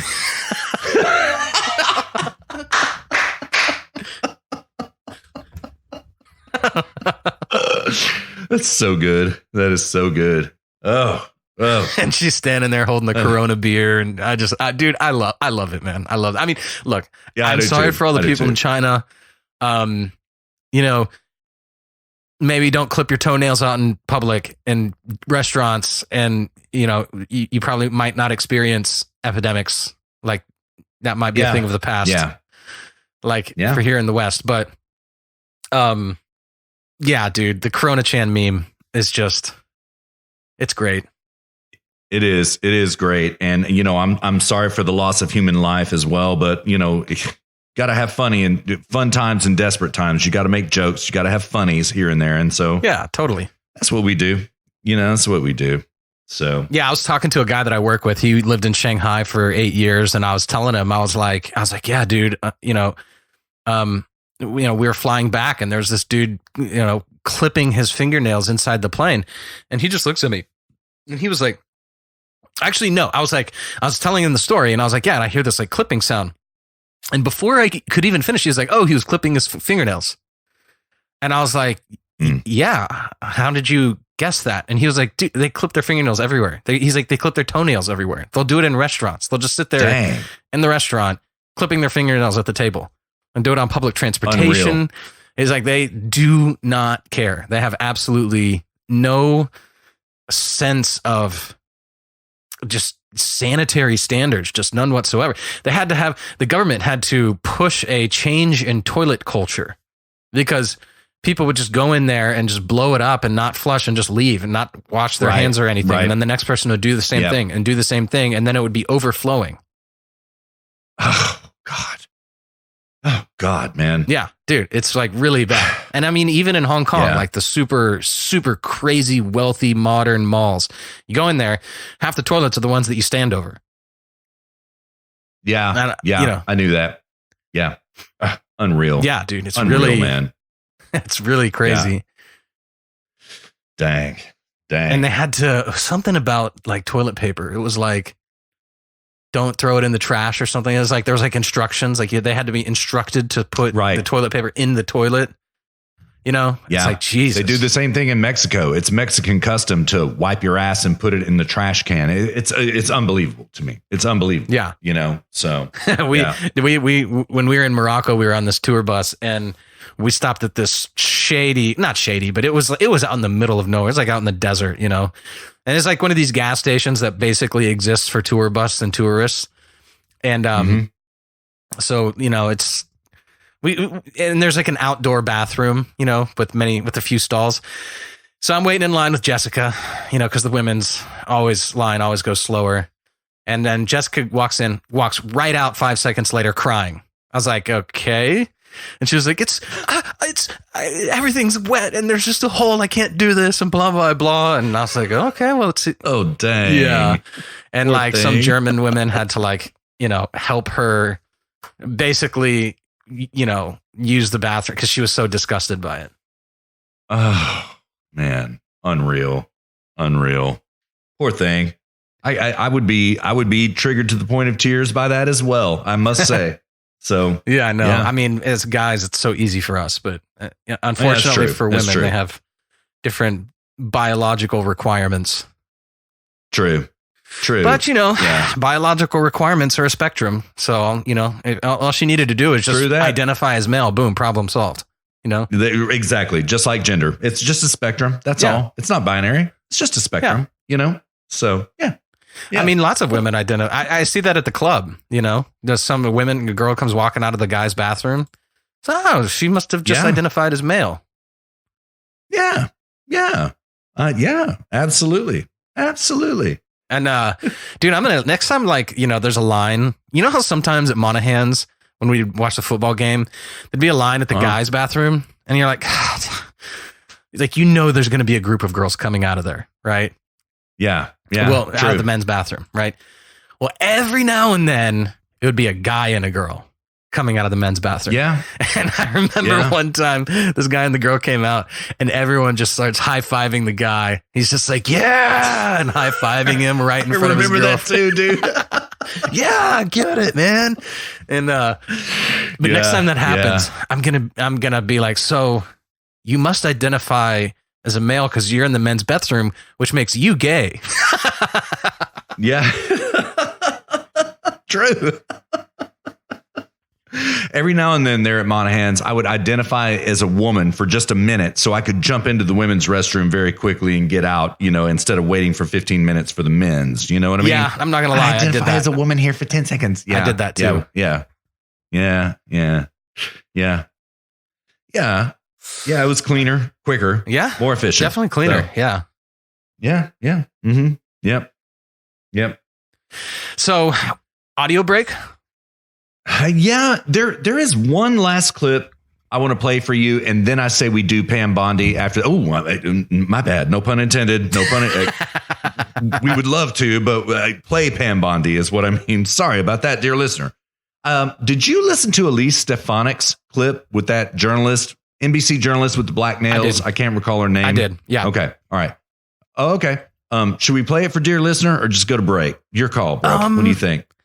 We'd have to set up a bunch of context, I think, for this to be valuable. Okay, true. And we're at, we're way over an hour already. Let's do Pam Bondi. Yeah, let's just play Pam Bondi. All right, yeah. My bad. Sorry. Freudian slip. All right, dear listener, we are 1/3 of the way down the trail along these 68 miles. Thank you so much for riding along with us. Luke and I are going to play Pam Bondi here for you. We hope you enjoy it just as much as we did. Enjoy Pam Bondi, and Luke and I will be back at you before you know it.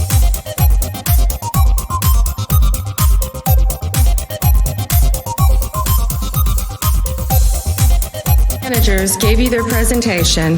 When they submitted their brief, they repeatedly referenced Hunter Biden and Burisma. They spoke to you for over 21 hours, and they referenced Biden or Burisma over 400 times. And when they gave these presentations, they said there was nothing to see. It was a sham. This is fiction. In their trial memorandum, the House managers described this as baseless.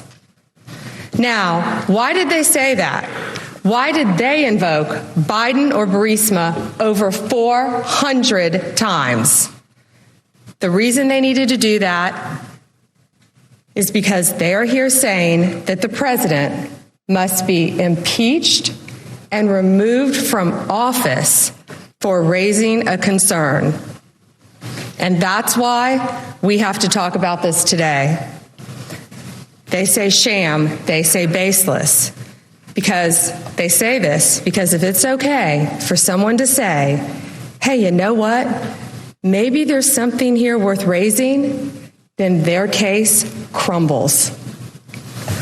Because they have to prove beyond a reasonable doubt that there is no basis to raise this concern. But that's not what public records show. Here are just a few of the public sources that flagged questions surrounding this very same issue. The United Kingdom Serious Fraud Office, Deputy Assistant Secretary of State George Kent, Hunter Biden's former business associate, an ABC White House reporter, Good Morning America, ABC, The Washington Post, The New York Times, Ukrainian law enforcement, and the Obama State Department itself. They all raised this issue. We would prefer not to be talking about this. We would prefer not to be discussing this. But the House managers have placed this squarely at issue, so we must address it. Let's look at the facts. In early 2014, Joe Biden, our Vice President of the United States, led the United States foreign policy in Ukraine with the goal of rooting out corruption. According to an annual study published by Transparency International, during this time, Ukraine was one of the most corrupt countries in the entire world. In Ukraine, there's a natural gas company called Burisma. Burisma has been owned by an oligarch, named Mykola Zlochevsky. Here's what happened very shortly after Vice President Biden was made U.S. point man for Ukraine. His son, Hunter Biden, ends up on the board of Burisma, working for and paid by the oligarch Zlochevsky. In February 2014, in the wake of anti-corruption uprising by the people of Ukraine, Zlochevsky flees the country, flees Ukraine. Zlochevsky, the oligarch, is well known. George Kent, the very first witness that the Democrats called during their public hearings, testified Zlochevsky stood out for his self-dealings even among other oligarchs. House managers didn't tell you that. Ambassador Kurt Volkler explained that Burisma had a, quote, very bad reputation as a company for corruption and money laundering, end quote. House managers didn't tell you that. Burisma was so corrupt that George Kent said he intervened to prevent U.S. aid from co-sponsoring an event with Burisma. You know what this event was? It was a child's contest, and the prize was a camera. They were so bad, Burisma, that our country wouldn't even co-sponsor a children's event with Burisma.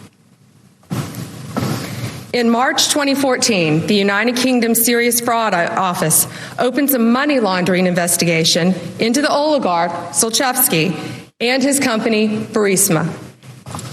The very next month, April 2014, according to a public report, Hunter Biden quietly joins the board of Burisma.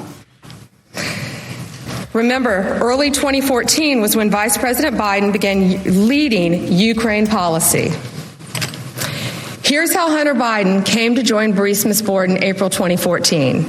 He was brought on the board by Devon Archer, his business partner. Devon Archer was college roommates with Chris Hines, stepson of Secretary of State John Kerry. All three men, Hunter Biden, Devon Archer, and Chris Hines, had all started an investment firm together. Public records show that April 16, 2014, Devon Archer meets with Vice President Biden at the White House. Just 2 days later, on April 18th, 2014, is when Hunter Biden quietly joins Burisma, according to public reporting. Remember, this is just 1 month after the United Kingdom Serious Fraud Office opened a money laundering case into Burisma. Hunter Biden joins their board. And not only 10 days after Hunter Biden joins the board, British authorities seize $23 million in British bank accounts connected to the oligarch Zlochevsky, the owner of Burisma. Did Hunter Biden leave the board then? No. The British authorities also announced that it had started a criminal investigation into potential money laundering. Did Hunter Biden leave the board? No. What happened was then, only then, did the company choose to announce that Hunter Biden had joined the board after the assets of Burisma and his oligarch owner, Zlochevsky, were frozen and a criminal investigation had begun. Hunter Biden's decision to join Burisma raised flags almost immediately.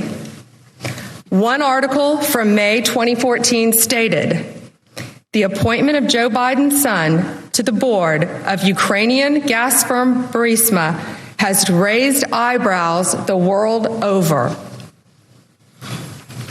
Even an outlet with bias for Democrats pointed out Hunter Biden's activities created a conflict of interest for Joe Biden. The article stated The move raises questions about a potential conflict of interest for Joe Biden. Now, even Chris Hines, Hunter Biden's own business partner, had grave concerns. He thought that working with Burisma was unacceptable. This is Chris Hines. He was worried about the corruption, the geopolitical risk, and how bad it would look. So he wisely distances himself from Hunter Biden and Devon Archer's appointments to Burisma. He didn't simply call his stepfather, Secretary of State, and say, I have a problem with this. He didn't tell his friends, hey guys, I'm not getting on the board. I want nothing to do with this. He went so far as to send an email to senior State Department officials about this issue. This is Chris Hines. He wrote, apparently, Devon and Hunter have joined the board of Burisma, and a press release went out today. I can't speak to why they decided to, but there is no investment by our firm in their company. What did Hunter Biden do? He stayed on the board. What did Chris Hines do? He subsequently stopped doing business with his college roommate, Devon Archer, and his friend, Hunter Biden. Chris Hines' spokesperson said, the lack of judgment in this matter was a major catalyst for Mr. Hines ending his business relationship with Mr. Archer and Mr. Biden. Now, the media also noticed. The same day, an ABC News reporter asked Obama White House Press Secretary Jay Carney about it. Here's what happened. Hunter Biden has now taken a position with the largest oil and gas company, holding company in Ukraine. Is there any concern about at least the appearance of a conflict there? See the vice president. I would refer you to the vice president's office. I saw those reports. Hunter Biden and other members of the Biden family are obviously private citizens, and where they work is not does not reflect an endorsement by the administration or by the vice president or president. But I would refer you to the vice president's office. The next day, the Washington Post ran a story about it. It said, the appointment of the vice president's son to a Ukrainian oil board looks nepotistic at best, nefarious at worst.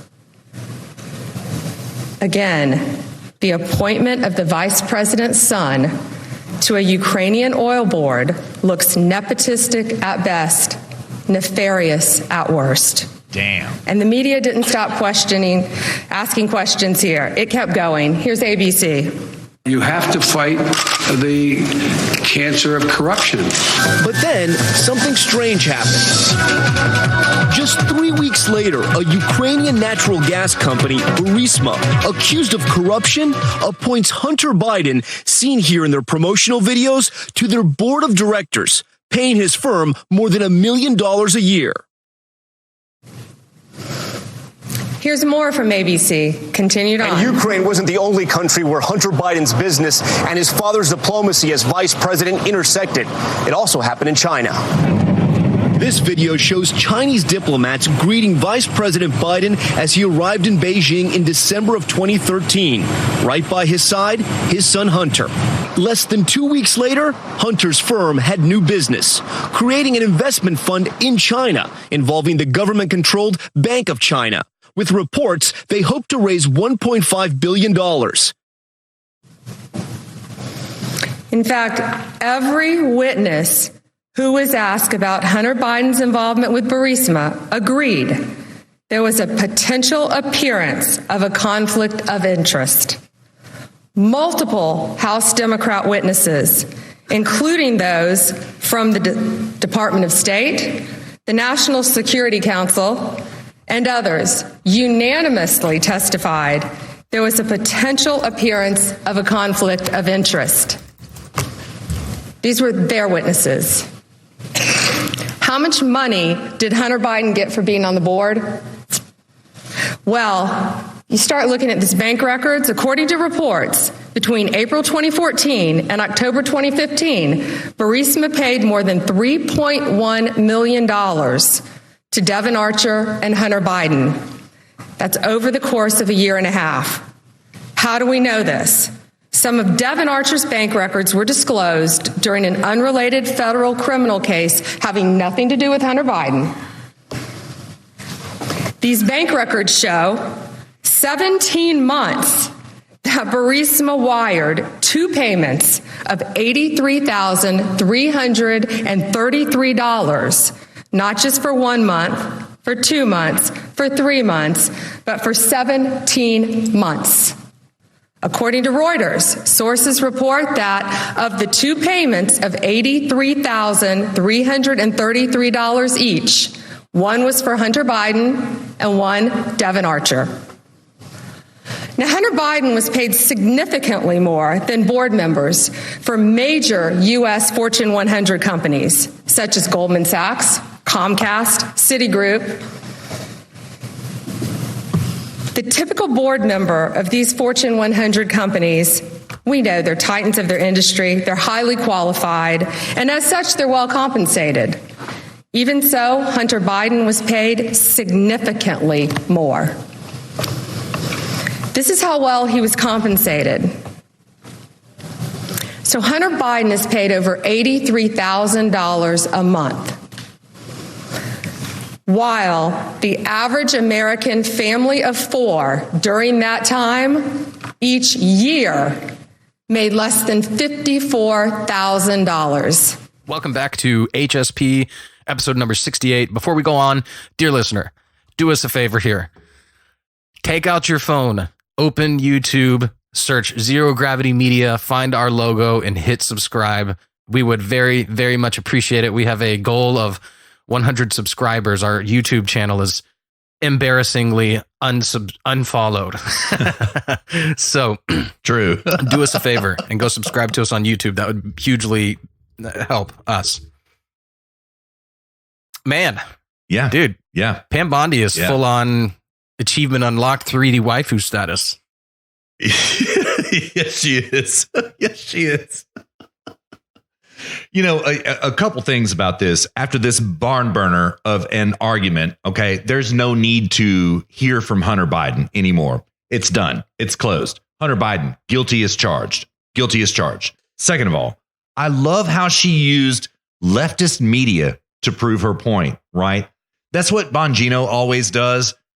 Rush does that a lot. I understand why they do it, right? I understand why they do it. The own the libs thing that Bongino always says, right? But I don't do that in my own argumentation. I call out the sources that I want you to read, dear listener. I don't want you reading leftist media, right? That's the bottom line. Pam Bondi does want you reading and following and watching leftist media, and she used their own sources against themselves. God tier. Yeah, for sure, dude. I really like her. She's great. She's fantastic. And yeah, I mean, I just use my standard for source is who is the most likely to tell the truth. That's the best. That's who can I rely on to get as close as they can to the truth. That's what I define as being a good source or not. That's my standard. Yeah, same here. Hashtag me too. Exactly so. Yeah. Yeah. And also I will say I tend to not use a source unless I can verify it with a second source. Sometimes I will go out there like I'm going to do in this segment right now when we talk about bat soup, right?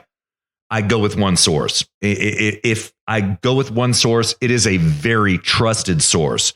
Otherwise, I verify with a second source. And I think you pretty much do the same. That's your methodology, I think.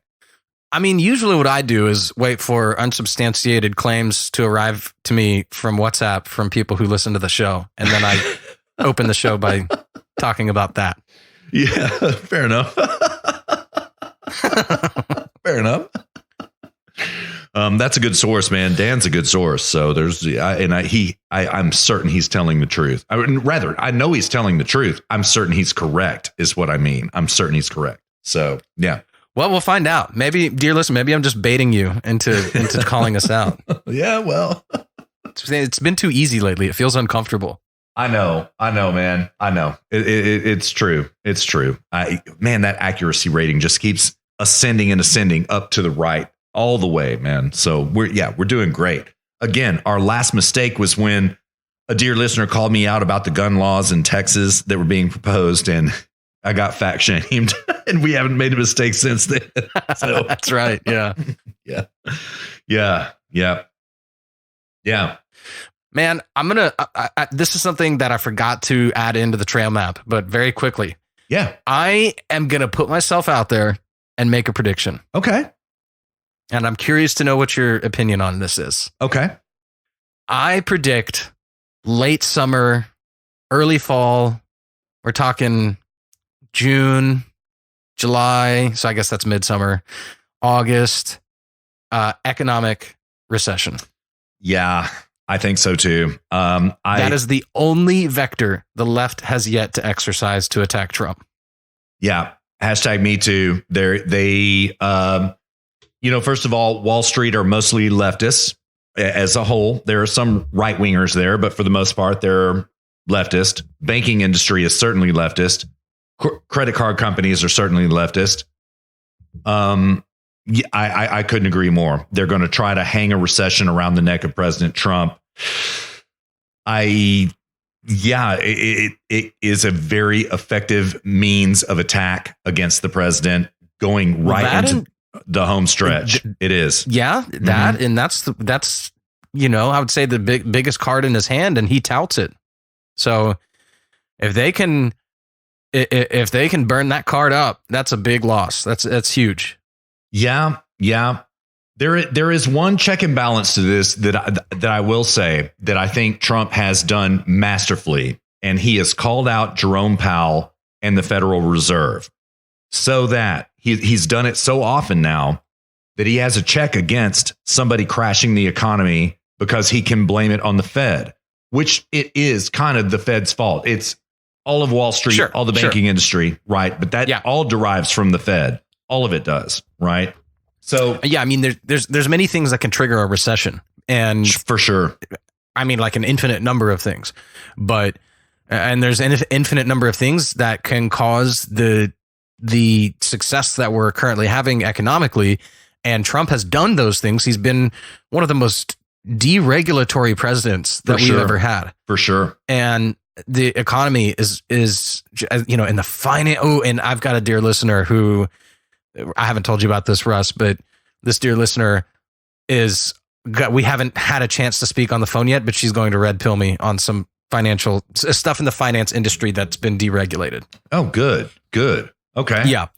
So, but that hasn't happened yet, so I can't talk about it yet because I don't know enough about it. But, whatever the case, Trump's doing all these wonderful, great things for the economy, and that's why it's, that's why it's successful. And one of the ways that you can depress an economy or cause a recession is manipulating interest rates in the Federal Reserve. And I think I would not be surprised if the left is already making inroads over there to make that happen. I couldn't agree more. I know. I couldn't agree more. So, yeah, you're 100% right. Trump has been laying,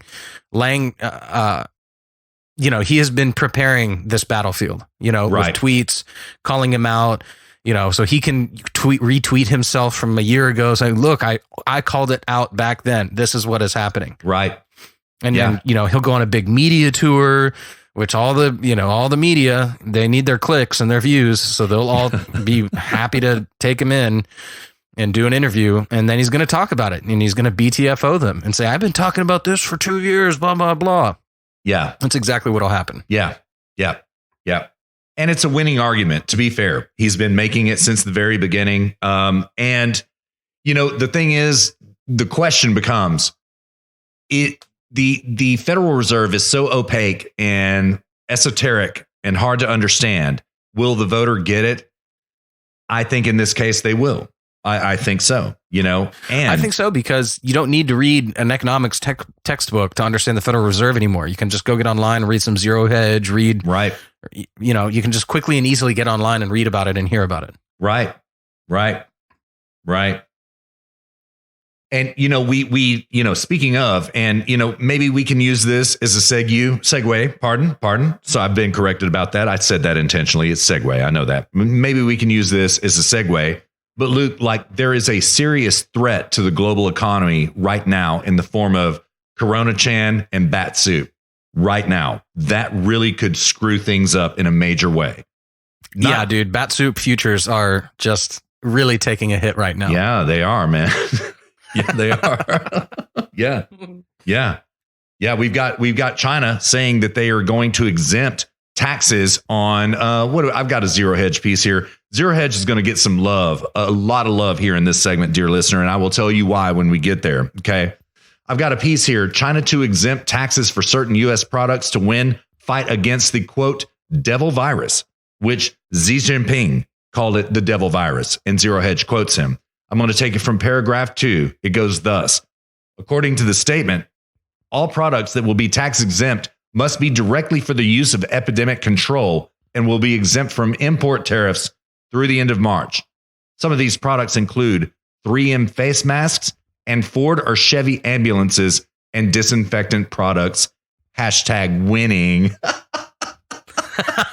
We so still great, tariff their dude. goods, and they have to let their import tariffs go in order to keep themselves supplied from American companies. And listen, I jest. I'm not trying to say that it's a win. It's awful. Okay. Nonetheless, China is coming around to dropping their import duties, their import tariffs on American goods. This works well for the economy, for the American economy. That is globally, not so much. So based in red pill, then, we'll see what happens, man. Got another Zero Hedge piece here. It says the title is Second Chinese City Bars Residents from Leaving Their Homes. Apple closes all offices and stores in China. I'm going to take it from the lead. It goes thus. Since our last update Friday evening, the situation on the ground in China has reportedly gone from bad to worse.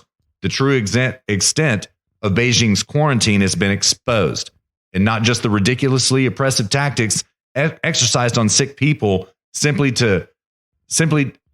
out trying to buy. Oh, I see what they're saying. Simply out trying to buy food so that they don't starve. But the even more bizarre notion that the WHO has decided to try and validate Beijing's response when all evidence suggests that public relations is and always will be Beijing's number one concern. That's a hell of a long sentence, Tyler's, but we got through it. By the most recent count, total cases have eclipsed 12,000. China deaths have hit 259. I'm going to paraphrase here. More than 100,000 people are under observation. 46 new deaths announced just last night. To that end, a report reportedly signed by hundreds of doctors blaming the Communist Party's leadership for waiting a month to inform the Chinese public and the international community that the virus could spread from human to human contact. The leadership was apparently aware of this fact as early as mid-December. Next paragraph. China's finance ministry, we just read that. I want to skip on down. As of midday Saturday, at least 19 provinces, municipalities, and regions have told businesses not to resume work before February 10th. That's 10 days from today, dear listener, at the earliest. CNBC also notes that Disney, Tesla, and several U.S. airlines and myriad other U.S. businesses have suspended operations in China. Hubei, the center of the outbreak, has reportedly extended its Lunar New Year holiday until February 13th. That's 2 weeks from today. Mark Gurman tweets, Apple is closing down all stores, corporate offices, and contact centers in China due to coronavirus through February 9th. Dang. So we see economic implications here, Luke. That's the reason I wanted to read that piece. Absolutely, man. Yeah. Mm-hmm. Yeah. What do you think, man? I mean, it's hard to say. I mean, I'm not like an expert on the Chinese economy, so it's hard for me to make sort of micro. It's hard for me to make micro predictions. But yeah, on the whole, in general, yes, I think that the Chinese economy is going to take a huge hit, particularly because they were already taking a huge hit. They've been 2019 was one of their worst years in like the last 20, 30 years. Right. If not the worst, I believe. Right. It's true. I mean, so this is really bad for China. This is really good for Trump and his trade agreements and his bargaining position. So, yeah, not good for the CCP. I watched a 15, 20-minute video that this guy was able to get out using a VPN discussing the corruption of the government, that they're not doing anything. Discussing how, and he's a young guy, looked like he was in his 20s, maybe early 30s. Hard to see because he had a face mask on. Yeah, I saw it. Or mouth mask. Yeah, and he was talking about the old people. They may be all about the CCP. They may be raving their red flags, and you've got the dancing grandmas out there. But he's like, us young people, we know better, and the only reason that we don't do anything is because we really can't. Because we don't have guns. Mm-hmm. Yep. And he's like, so, but we're not stupid. We're not that stupid. We know better, and we do blame the CCP. So the China's younger generation understands and this is why I say I think it goes far beyond an economic impact. I think it's going to have a cultural impact. It's red pilling their population, into understanding that the CCP is not there for them and doesn't care for them. Yes. I saw another video. It was about 30 minutes long. It was a Chinese journalist who went to Wuhan to report about the facts on the ground. He talked about all of the strife he had, all of the trouble he had. And at the end of the video, Luke, just to paraphrase, he talked about the stacks of bodies he saw in hospitals, the people falling on the streets in convulsions, right, that he himself saw. And at the end of the video, he starts to cry and he says, Chinese government, do you think I'm scared of you? I'm not even scared of Corona-Chan virus. I'm not scared of that. I'm not scared to die. Come at me. And they did take him down. That's what I heard on 4chan. Really? I can't prove it. Yeah, they took him down. Yep. But he was crying. I'm not scared. I'm not scared of you. You know what I mean? Wow. Yeah, it was powerful. And I read on 4chan this morning that they got him. I don't have a source for that. I don't have a source. So, yeah, powerful, man. It's making me choke up a little bit. Take a sip of beer here. Yeah. So, yeah. Corona? Mm-hmm. Of course.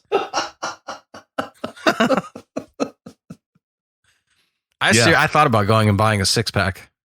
Well, it actually isn't Corona. I did see Corona and I thought about it and I was like, shit, that might be infected. I better not do it right now. I'm going to wait a couple weeks before I drink Corona-Chan beer again. I mean, this is actually something that I've wondered. I wonder what their PR department thinks of this.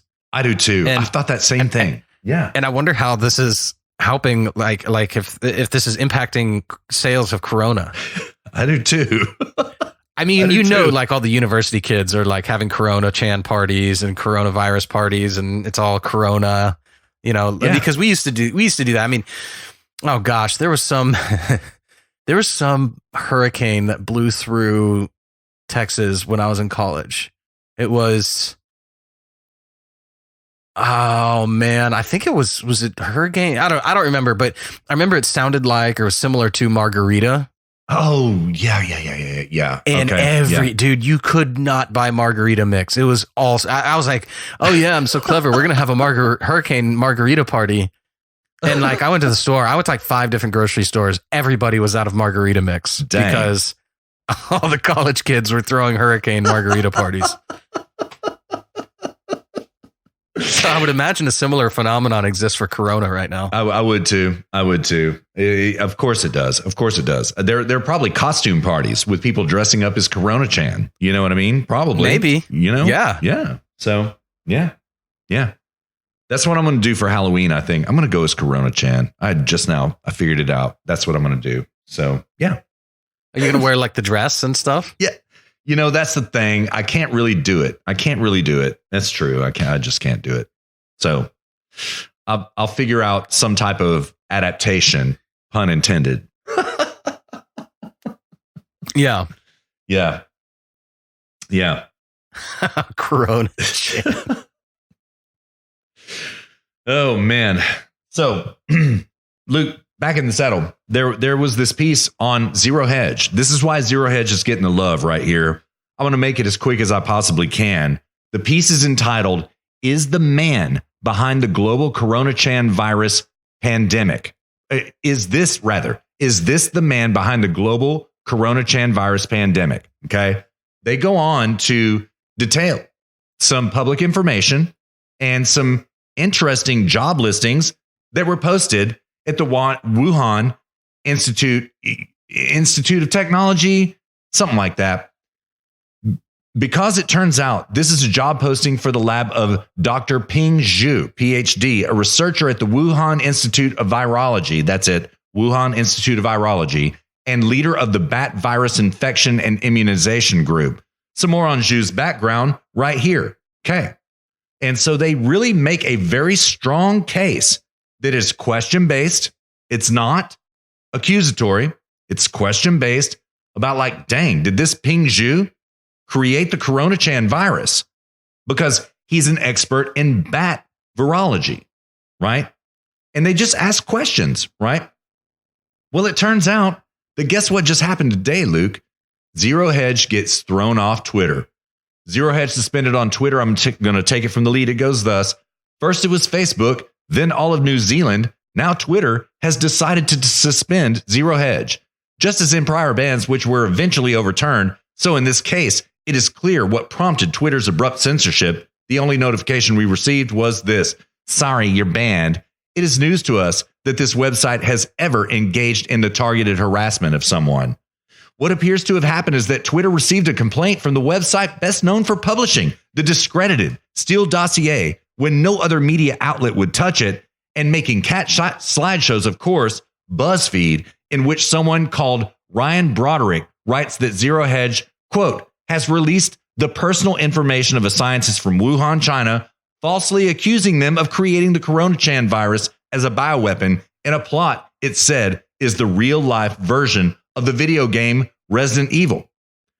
A few points. The article covered by BuzzFeed is the man behind the global Coronachan. Is this the man behind the global Coronachan virus pandemic? Is, as the title implies, a question. True, Tylers. So considering that Ping Zhu, who currently works at the Wuhan Institute of Virology, is the leader of the Bat Virus Infection Group and Immunization Group at the Institute, the question certainly is a reasonable one, and in a normal world would demand an answer from the established media, in parentheses, assuming it wasn't afraid of risking lucrative Chinese funding, close parentheses, instead of leaving it to, quote, fringe websites. As for the Broderick statement that Ping was accused falsely, we wonder how he knows this. Did he speak to Ping? Did he get any comments from Ping? Did he get an official denial? No, he did not. As he writes, quote, BuzzFeed News has reached out to the scientist whom we are declining to name. So it turns out that it is BuzzFeed that is once again presenting a false statement as fact, something BuzzFeed has been accused of doing over with a link, over with a link, and over. Dang. So what we have here, Luke, is that Zero Hedge asks a question. BuzzFeed reports them to Twitter. Zero Hedge is no longer on Twitter. They gone. That's insane, dude. Yeah, it is. It is, man. Cancel culture is just out of control right now. Almost slipped up right there. Out of control completely. And Zero Hedge goes on to declare in this piece, we don't care if we get shut off Twitter for asking the correct questions about Chinese funding and who this Ping Zhu son of a bitch is, right? We're going to keep asking the questions, even if we drop a little bit of readership, right? Very bold, Zero Hedge. Very bold. Well done. Well done. For sure. Yeah, that's principles right there. Yeah, exactly. Russ, I don't think it was you that I was talking to about this. I think Jessica was telling me about this, but apparently across the street from where that market is actually a biological warfare research facility. Yes. That's correct. Yes, that's correct. And 100% they didn't mention correct. What's that?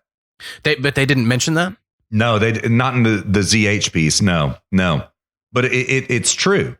So there is speculation going on right now that somebody at the research facility, which is the one that Ping Zhu works at, right, took the infected bats out that were dead and went and sold them for extra money at this market so that they could make bat soup out of it. Just speculation. Nobody knows. Nobody knows how it happened. But yes, there is a bioweapons institute right across the street. Imagine the coincidence, man. Imagine. It's boggles the imagination. Yeah, totally, dude.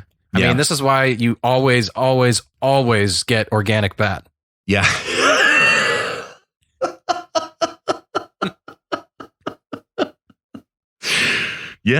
Yeah.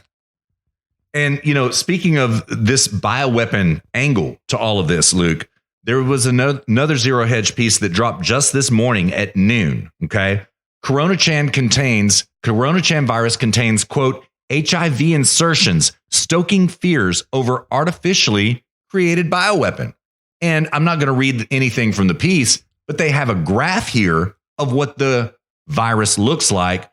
Fully 1/4 of the virus from 12 o'clock to about 3 o'clock absolutely mimic HIV.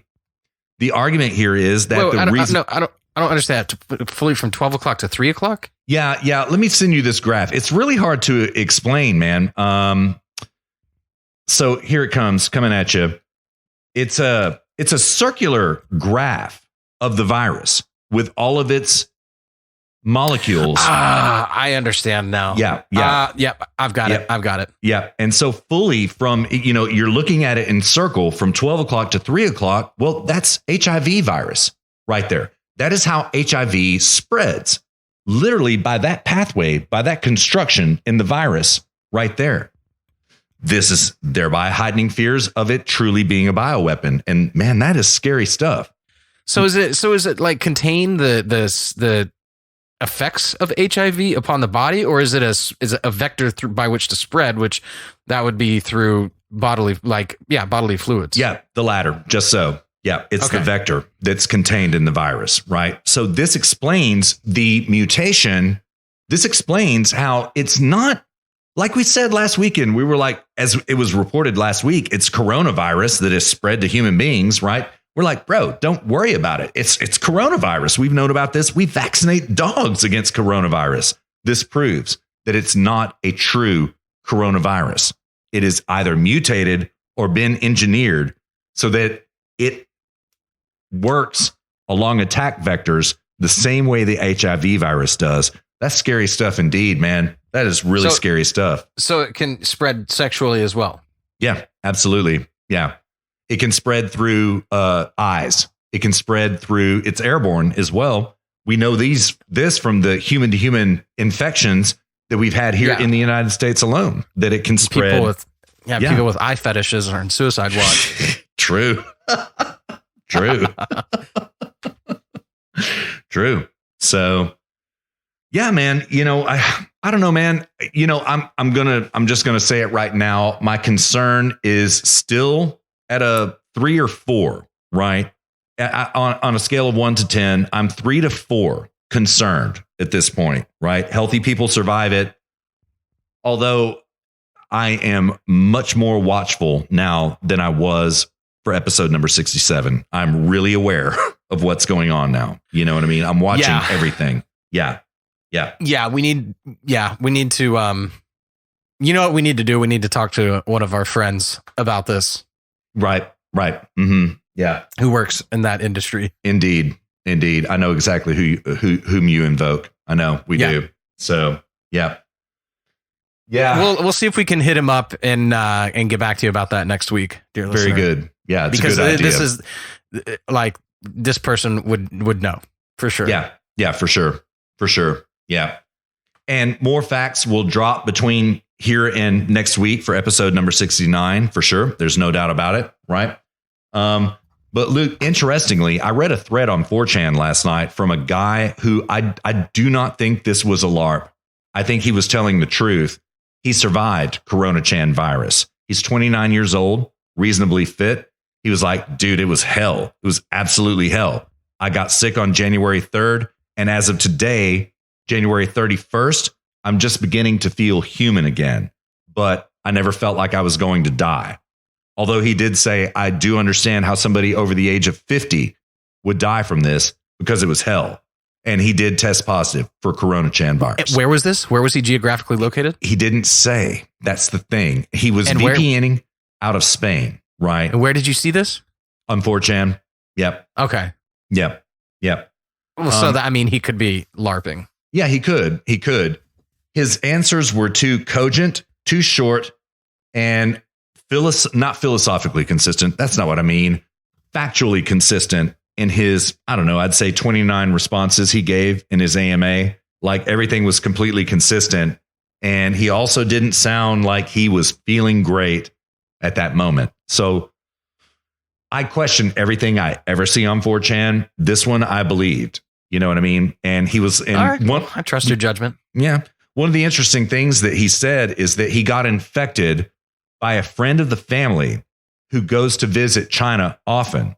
That friend of the family did not get infected. He came to visit them over the holidays, and this poor bastard got infected. This poor bastard also did not infect anybody else, right? And he was finally starting to feel better on January 25th. And the guy who infected him said, hey, in light of all this, I think you need to go get tested. And he did. And he tested positive for Corona-Chan virus. Yeah. He was skeptical as well. He was like, is this the reason why I was sick? I don't know. I mean, that's what happens when you don't post, I love you, Corona-Chan. in the thread. Exactly right. Bless you, Corona-Chan. Thank you, Corona-Chan. I don't mean to joke about someone's illness, but I know. But we must have. I mean, he's on levity about 4chan, this. so he's got to. Yeah. You don't get on 4chan and expect not to be joked about. Mm-hmm. I mean, he was full on Ebola-chan. He confessed that. He was like, bro, I was full on Ebola-chan until I got infected by Corona-chan. Man, this makes me want to go to 4chan right now and say, I love you, Corona-chan. I know it does. Just post a thread. Just give me your I love yous. Just that. Yeah. Yeah. Mm-hmm. Especially after this, in light of this new information about it being able to be spread sexually. Yeah. Yeah. Man, and that sucks, just in time for episode 69, I wasn't going to say it. It's too bad indeed. Lamentable. Oh, man. The puns that are going to happen next week for that show, Luke, they're going to be through the roof. That's just all. I hadn't even thought about it until you said it. Yeah. Yeah, it's going to be good. It's going to be good. So, yeah. Man, last trip through our 60s next week, man. And then we turn 70, man. Dang. Yeah, that's crazy. Dang. Yeah. We're still young at heart, though. Seriously. Absolutely, dude. Yeah. Younger than ever. Yeah, just now hitting our stride, man. That's absolutely correct. Yeah. Totally. Yeah. Yeah. Well, speaking of hitting our stride, dude, we should stride on into the next couple topics so we can hit break. Agreed. What do you think? Yeah, dude, totally. Okay. So we got two topics on Supreme Court that we need to hit quickly. I don't think we need to spend a lot of time on these. What do you think, Russ? No reason. No. Okay. You red pilled me about one of them, which is huge. Yeah. So you may have seen, dear listener, that this idiotic change to the way Electoral College would work has been posed in a couple of different states. So I'm quoting here a True Pundit piece. The Supreme Court agreed Friday to decide two cases that could forever change how American presidents are elected. The central question the Supreme Court will answer is this: are electors, members of the Electoral College who cast the actual votes of the president and vice president, bound to follow their state's popular vote results, or are electors free to vote as they see fit? Officially, the court agreed to hear two cases, Chiafalo versus Washington and Colorado Department of State versus Baca. So, and then it goes into some details, but that's the gist of it. So what this is, so these states are trying to, so basically what would happen is, each state is awarded a certain number of electoral votes based upon population. And those electoral votes can go in either direction.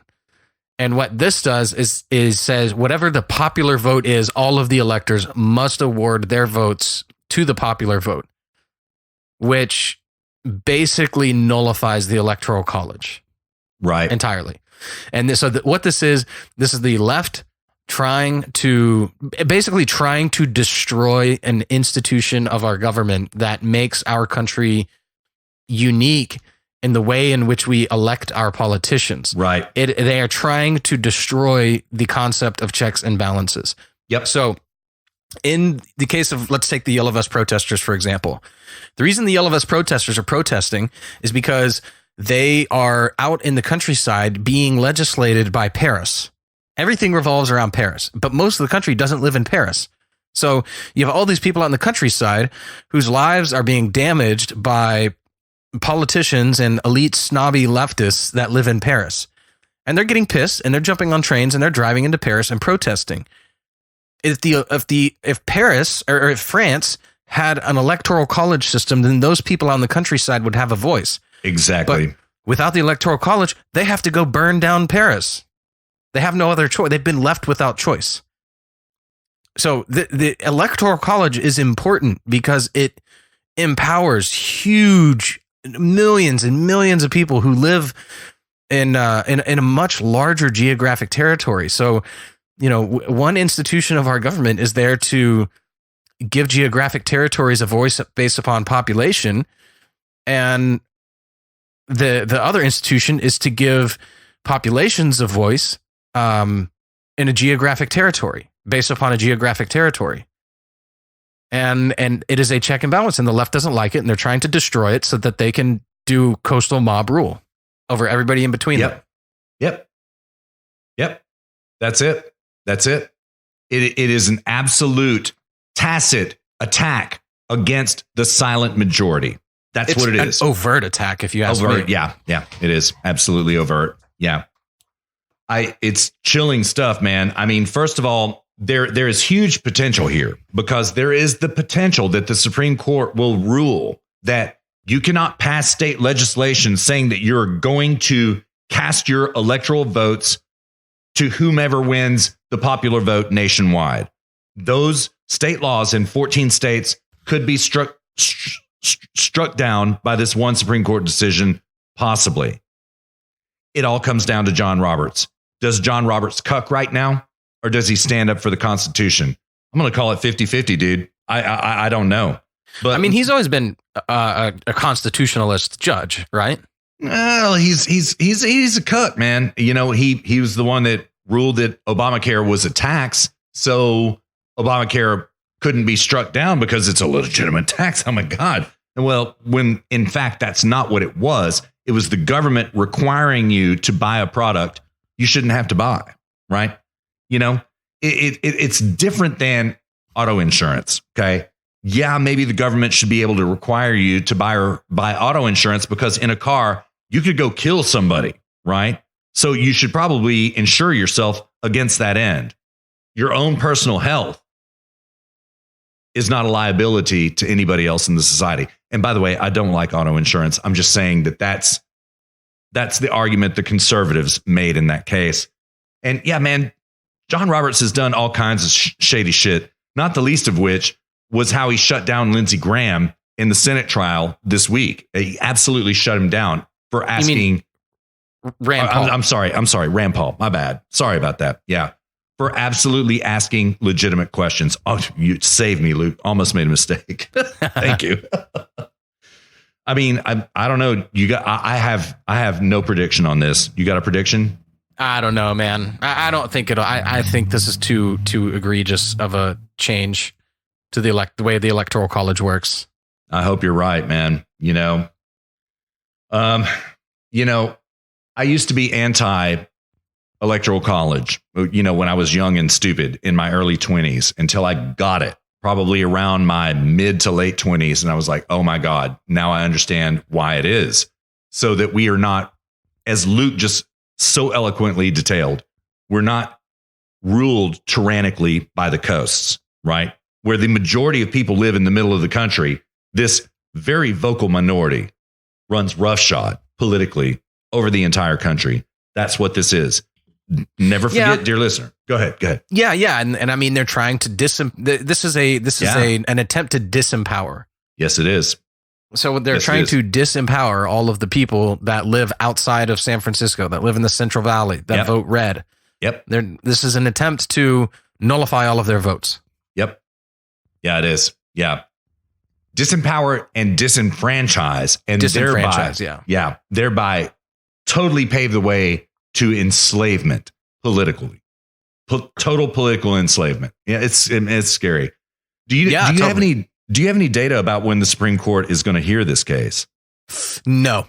Okay. They just agreed that they were going to do it. They probably haven't released their schedule yet, so that's logical. Let me click through and see if because I like the article I didn't clip the entire article. I only clipped like the relevant details. So I'm loading up the article right now. Maybe. Okay. All right. Maybe it does say that. Let's see. Well, while I look in any case. While I look for this, why don't you do the other Supreme Court topic that we have? Okay. So, dear listener, we've got another victory happening this week, and this is nothing but white pilling. The Supreme Court. Go ahead. All right. Bring it. Oral arguments for the case will likely be held sometime this spring, with a decision likely coming in late June. So this would have an impact on this presidential election. Yeah. Right. Oh God. Oh my God, man. The left really is putting all of their cards on the table. This John Bolton leak, these state laws nullifying the Electoral College. God, man. God. Yeah. And one more thing really quickly I want to say about the John Bolton thing. I love the hypocrisy on the left. In fact, I think I actually heard this on Fox News. I can't remember who it was, but you've got Schiff. He's like, oh, smoking gun evidence. Oh, this is in the bag, blah, blah, blah, blah, blah. And then he turned around. Oh, we need more witnesses. This is another witness. It's just, they're just pathetic, dude. I know. I'm sorry. It's not funny. I don't know why I'm laughing, but it's true. They're absolutely because it's pathetic. Laughable. Yeah, it is laughable. I know, man, but just, yeah. All right, dude. Well, let's do the Supreme Court and then go to GBS. All right. Sounds good. So, got a lot of things happening with immigration this week, dear listener. The horde was turned back by the Mexican police coming up from South America. That's white pilling. Trump's threat of tariffs. We used to do that. I forgot that. Yeah, that was a meme. Yeah, we forgot about that. Yeah. They were turned back and absolutely shut down in their tracks by Mexican police. This is great. Okay. There was an incident that happened on Thursday night where a large stretch, about 31 yards of the wall was blown down by strong winds there in the desert. Okay. A lot of people are bitching about this and laughing about, oh God, see how ineffective this wall is. Oh my God. Here's the truth. It was just built. They tore down George Bush's cuck wall, built Trump's Great Wall, and it was in wet cement, and a 40-mile-per-hour wind and came and blew the wall down. Okay. That's what happened. That's the truth. So don't listen to these black pillars about it. They've already fixed that section of 31 yards of the wall. It's already fixed in wet concrete. It was 31 yards or miles? Yeah. Yards. I probably said miles, but it's yards. It's a very small section. Yeah. Yep. Okay. Yeah, exactly. Yeah. Who cares? Yeah. Like one immigration truck. Problem solved. Right. Exactly. Prop it back up, pour the concrete again, problem solved, right? So, dear listener, the wall is being built. That is the truth. There are places you can find on the internet where you can live stream for yourself where they are building the wall and watch it in real time. There are other live updating sections of the internet that will tell you exactly how much wall is going up day by day. The wall is factually being built. This is not alarm. It's happening, right? It's great.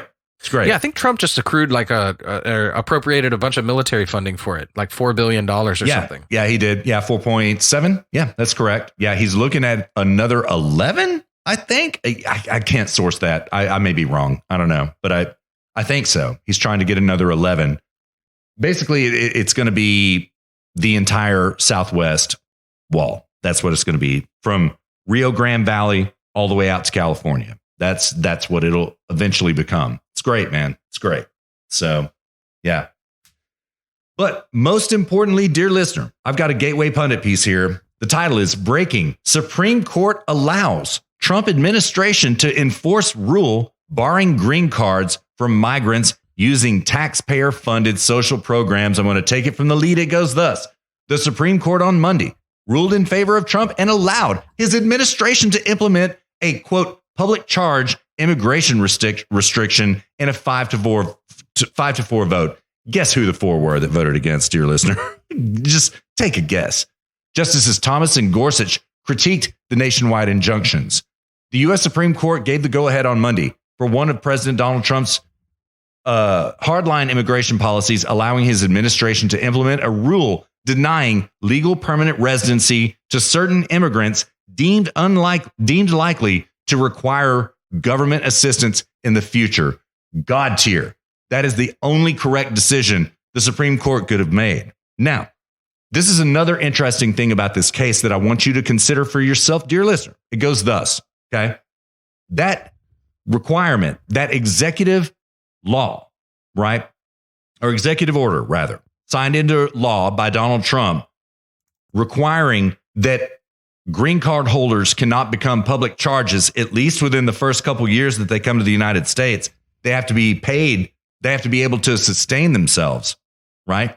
This was enjoined nationwide by a New York federal court, okay?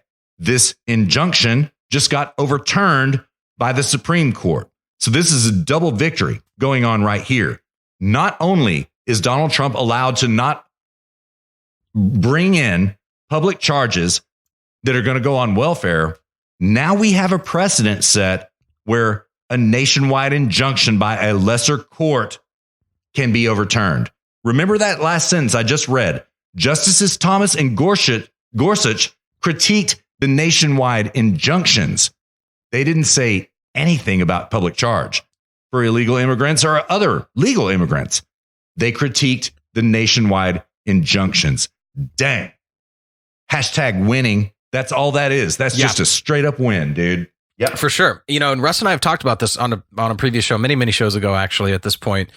And I think it's something like 65 or 70% of green card holders that have been here longer than 5 years are on public welfare benefits. That's correct. Yep, that's correct. So, like, absolutely correct. You know, a lot of the illegals, actually, a lot of them work because they don't, especially men, they don't qualify for anything.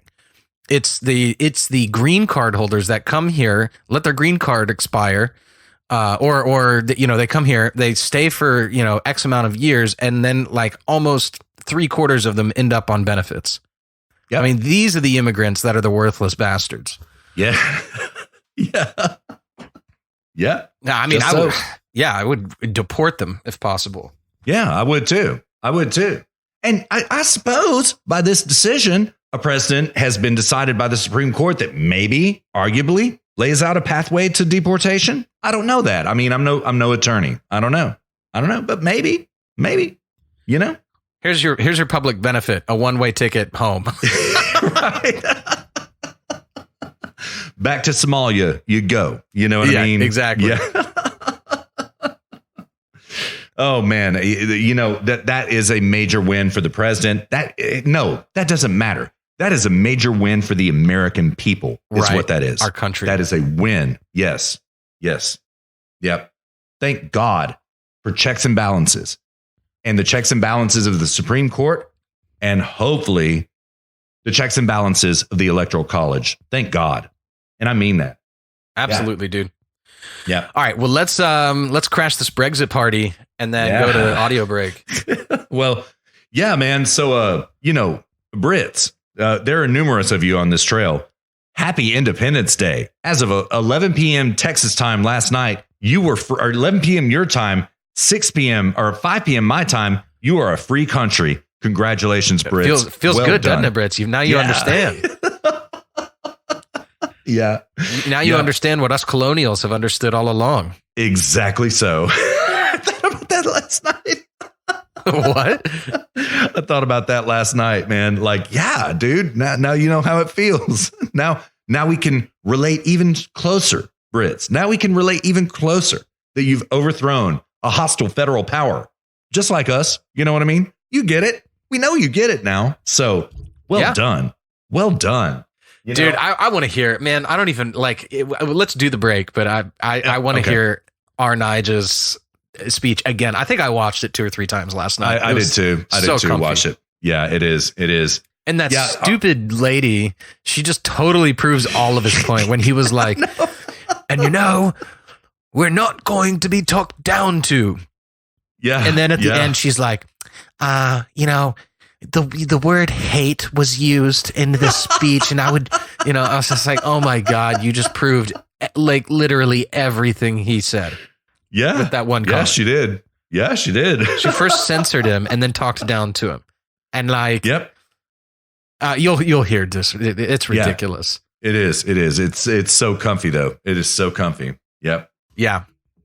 All right. I love Nigel Farage. I think he's hilarious. Yeah. John hates him, by the way. John hates him. I mean, I love could see how you could hate him like politically if you just stand against him in terms of politics. I get it. I could understand, but just his personality just makes me laugh, dude. Yeah. And like his ridiculous smiles and his smoker's breath and right.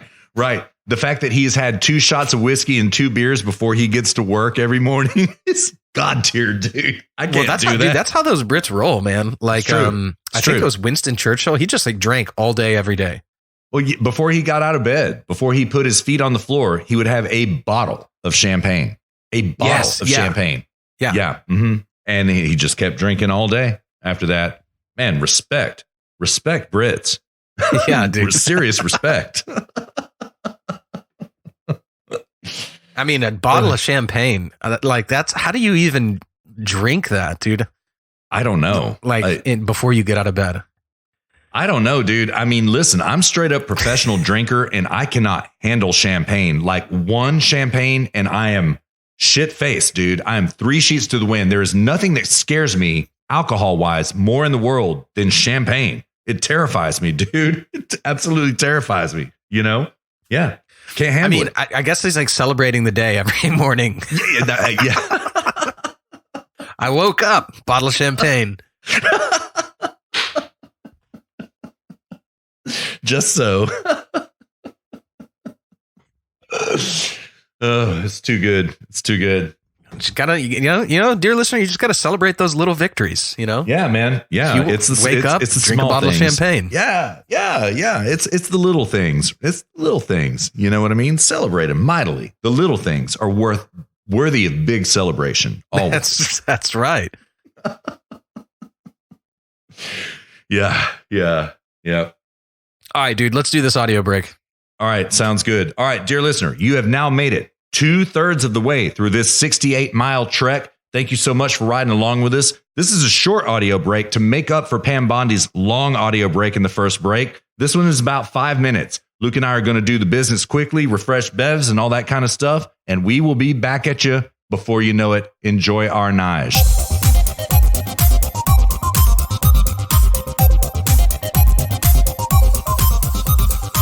Thank you, Mr. Farage, for 4 minutes. Thank you very much. So this is it, the final chapter, the end of the road.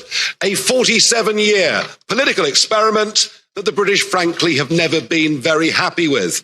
My mother and father signed up to a common market, not to a political union, not to flags, anthems, presidents, and now you even want your own army. For me, it's been 27 years of campaigning and over 20 years here in this Parliament. I'm not particularly happy with the agreement we're being asked to vote on tonight, but Boris has been remarkably bold in the last few months. And Ms. von der Leyen, he's made it clear, he's promised us there'll be no level playing field. And on that basis, I wish him every success in the next round of negotiations. I really do. But the most significant point is this. What happens at 11 p.m. this Friday, the 31st of January, 2020, marks the point of no return. Once we've left, we are never coming back, and the rest, frankly, is detail. We're going, we will be gone. And that should be the summit of my own political ambitions. I walked in here, as I've said before, you all thought it was terribly funny. You stopped laughing in 2016. But my view has changed of Europe since I joined. In 2005, I saw the constitution that had been drafted by Giscard and others. I saw it rejected by the French in a referendum. I saw it rejected by the Dutch in a referendum. And I saw you in these institutions ignore them, bring it back as the Lisbon Treaty, and boast you could ram it through without there being referendums. Well, the Irish did have a vote and did say no and were forced to vote again. You're very good at making people vote again, but what we've proved is the British are too big to bully, thank goodness. So I became an outright opponent of the entire European project. I want Brexit to start a debate across the rest of Europe. What do we want from Europe? If we want trade, friendship, cooperation, reciprocity, we don't need a European Commission. We don't need a European Court. We don't need these institutions and all of this power. And I can promise you, both in UKIP and indeed in the Brexit Party, we love Europe. We just hate the European Union. It's as simple as that. So I'm hoping this begins the end of this project. It's a bad project. It isn't just undemocratic, it's anti-democratic, and it puts in that front row. It gives people power without accountability. People who cannot be held to account by the electorate. And that is an unacceptable structure. Indeed, there's an historic battle going on now across the West, in Europe, America, and elsewhere. It is globalism against populism. And you may loathe populism, but I tell you a funny thing, it's becoming very popular. And it has great benefits. No more financial contributions. No more European Court of Justice. No more common fisheries policy. No more being talked down to. No more being bullied. No more Guy Verhofstadt. I mean, what's not to like? I know you're going to miss us. I know you want to ban our national flags, but we're going to wave you goodbye. And we'll look forward in the future to working with you as sovereign. Let the girl play. Oh. If you disobey the rules, you get cut off. Could we please remove the flags? Mr. Farage, could we remove the flags, please? That's it. It's all over. Finished. It's all over. It's gone. Could I please ask for quiet?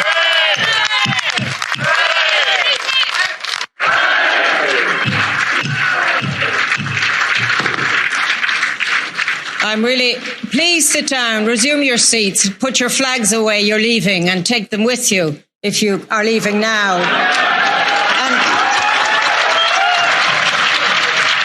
goodbye. Can I just say, if I may say, just in a slight reference, the word hate was used in the last contribution. And I really think, given what we listened to prior to this, that we should not hate anyone or any nation or any people. Oh. But take your flags with you. You're leaving. You're leaving. She's clearly Irish by her accent, right? And so, you know what, Brits, here it is. I applaud with you. That was so God tier. It was so graceful as well. We will no longer being talked down to. And then she talks down just like you said, dude. Oh my God. That was so good. Yeah, so good. Totally. I would just, that was so fantastic. I watched that. I was like, oh God, this is so comfy. Yeah. And then she shuts him down and he's like, it's over. It's already over. I know, man. It's so good.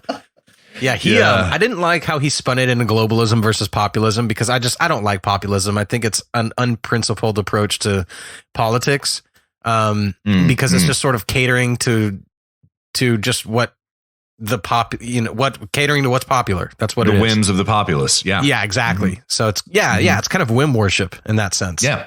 Yeah. And that's what I don't like about populism. So I didn't like how he framed it like that. I thought he should have framed it differently, but whatever. I'll take it.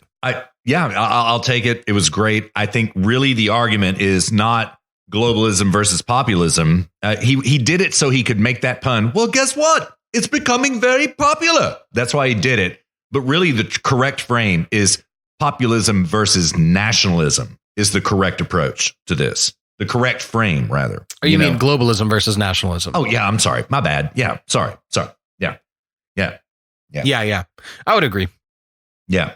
All right, dude. Let's move on to GBS. Dear listener, Destiny is, unless there's anything else you wanted to say about that. No, man. No, I'm good. Okay. So if you don't know who Destiny is, he's a gamer. He says he's a philosopher, but he's not. No. Just no. And yeah, he's a political commentator. He's a young guy. I don't know. He's probably 30s, early 30s, maybe late 20s. 31. Yeah. He says it in this interview. Yeah. Okay. Yeah. Yeah. And I mean, yeah, he's just a gamer, young guy. He's very prolific as being a leftist. He debates people constantly online or on YouTube. Jesse Lee Peterson is a radio show host, and I don't know, kind of weirdly, he's black, but somehow not. He's not alt-right. He's got his own thing going on, but he definitely has like alt-right. He's not alt-right because, like, for example, on the Jewish question, he likes the Jews, you know? Yeah, he loves the Jews. Yeah. Yeah. Absolutely. Loves Israel. Yeah. But when it comes to, you know, basically white pride and things like this, he's like, you know, us blacks should be thanking the white man, blah, blah, blah, blah, blah, on and on and on. Yeah. And so anyways, I don't know. It's kind of weird. He almost has this like self-loathing sort of attitude about his own race, but I don't know. It's, and like, you know, it's one thing to acknowledge shortcomings of a group to which you ascribe yourself to being, but he does it in a way that's like more self-loathing. It's really weird. Yeah. Yeah. That's a shrewd observation. I agree. I hadn't thought of it, but I agree. Yeah. Yeah. Yeah. Well, let's just jump in. Dear listener, we're going to try to keep a short show. I think we're right at about 2 hours and 20 minutes, 2 hours, 25 minutes right now. Yeah. About like that. Yeah. Cause I'm reading 2.5 hours, but we cut some of the beginning off each time. So anyways, I think we'll probably try to keep it under 3. So hopefully we can keep a tight show for you.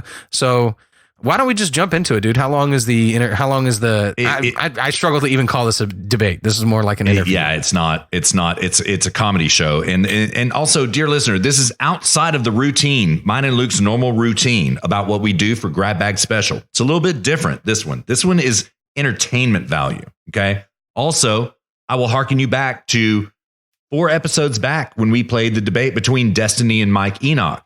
We have also played Jesse Lee Peterson on this show numerous times, so they are familiar to these hallowed halls, okay? But Luke, it's really funny from the very get-go. I say we drop it about, I don't know, a minute and a half, something like that. Does that sound good to you? Yeah, sure.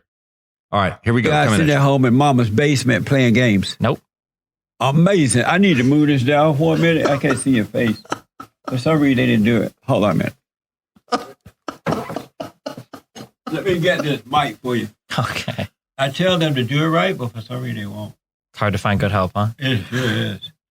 How's that? It's great. I think I can see you. Let me see. Yeah, I Are see we you good? now. Okay. Is your mic okay? It's great. Oh, amazing. Oh, amazing. Good? Yeah, all right. So you're still playing games? I'm still playing games. And what else are you up to? Well, I talk about politics, I talk about philosophy, and I play video games. It's pretty much all I do. Yeah. And are you a Christian? Definitely not. Oh, you're not a Christian? No. Are you an atheist? Yeah, I'd probably say that. You're an atheist. What does that mean to be an atheist? I love how he's like, oh, pretty much a game. I talk about politics and I talk about philosophy. And then asked if he's an atheist, he's like, yeah, probably so. Right. It's like, dude, if all you do is politics, philosophy, and gaming, you know, philosophy is a pretty big chunk of that. I would have a more convicted answer than, yeah, probably so. Probably so. Oh my God, probably so. You know, yeah. All right, let's pick it up right here. Yeah. It means I don't believe that there is, I don't believe in a God currently. You don't believe in God? That's a cocky answer.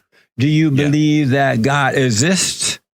He might, but if he does, I don't know if we could know about it. That means he's not atheist. That means he's agnostic. That's what that means. Not only that, but he does not understand He does not understand the scientific method, and he does not understand metaphysics, the subject of metaphysics either. Exactly. That is so shrewd. Absolutely correct. Absolutely correct. Because a really staunch atheist like Ayn Rand or Sam Harris, he would say, I'm not saying this. This is what I'm saying that they would say. They would say, he said, do you believe that God? What was Jesse Lee Peterson's question? Do you believe that God exists? Yeah. Are you a Christian? Do you believe that God exists? Yes. Yeah. Mm-hmm. Yeah. In like somebody like Sam Harris or Ayn Rand, they would come back and say, not only do I not believe that God exists, I know that he doesn't. And the burden, the onus to prove otherwise is upon you for asserting that he does. Right. That's true. Because you're never called upon in science to prove a negative. If you're asserting, if you're the one making the assertion, the burden of proof lies upon you to prove it. Right. So that's what somebody with a real understanding of the subject matter would say. But no, he's like, oh, he might. Yeah. That's a good impression. Our resident leftist philosopher here, highly qualified. Yeah, right. And also, what I find, speaking philosophically, what I find really intriguing about this is how Jesse absolutely employs the Socratic method against destiny, and destiny withers beneath the Socratic method. That's absolutely withers. Good point. I never thought about that. But yes, he is. There are two things Jesse Lee Peterson is good at: Socratic method, which is asking questions, and establishing frame through the Socratic method. Yes. So let's pick it up here. All right. Here we go. Oh, I understand. As long as you don't doubt that he exists, you'll be fine. I don't know if he exists. I would doubt you if you said you know he exists. Really? Yeah. No, he exists. Yeah? That's for sure. Did he tell you that? Oh, yeah. Yeah? Oh, yeah. So I got to ask you this. I think I saw pictures of you traveling during the holidays or something like that. Dude, there's a lot of pictures of me on the internet. You could have seen a lot of stuff. It depends on what you're looking for. Where did you go for the holidays? When? I don't know. I just see something here that says he's traveled during the holidays. I don't know what it means. Oh, well, it sounds like your producers need better notes. They sure do. I just most recently I've been to Austin. Is the most recent place I've been to. God, destiny has been in my home state, man. I wish I'd known about it. I would have done something about it. Hey, nothing violent. I just would have done something about it. Anyway. Oh, okay. Yeah, in Texas. I got you. Mm-hmm. And I did see this, that you are now dating. Yeah, I think I was the last time we spoke, no? I don't think so. Oh, maybe. Yeah. I don't remember. Okay. How long have you been dating? I think about a year now. Oh, yeah. And where did you get this girl from? I just found her on the street, Just walk by, see one, chat him up, take him home with you. Yeah. So you've been dating for a year and you just happened to run into her on the streets? Well, no, we met online. We talked with each other. Then we met in another country, hung out for a little bit. Then now we're dating. Oh, so you met a girl online? Yeah. And from another country? Yeah. Is she over here now? Yep.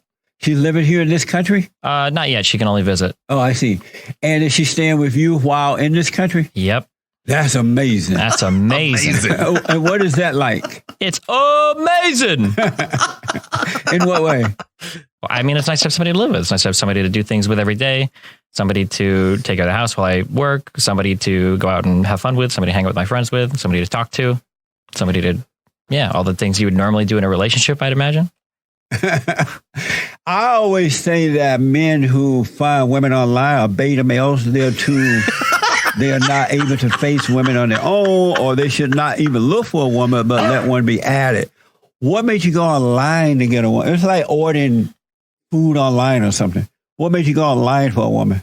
I mean, that's just how we happen to meet. I meet a lot of people in real life. I meet a lot of people online. Like, I only restrict myself to people I meet on in real life. Then there's a lot of people I might miss that live in other countries or something. I can't fly everywhere and see everybody, right? And what country is she from? Sweden. Oh, really? Uh-huh. Oh, amazing. So, Dustin, I'm the kind of guy, I don't believe what I hear about people. I like to go to the person and ask them themselves if I want to know, if it's that important to me. You want to know if I love black people again? Is that? Oh, that's a good question. Do you love black? I love black people, Jesse. You love white people? I love white people too. Do you love the Jews? I love all people, Jesse. I got love in my heart for everybody. How about the Jews? Of course. Oh, okay. So is it true that... Wait, do we not like the Jews here now? I love the Jews. Oh, okay. But I know there's some white guys who have been misled by the Jews and they've taught to hate the Jews, which is have not a few of them on stage sometimes when I show up in... Yeah. That's not good, but, Is it true that you let your girlfriend have sex with other men?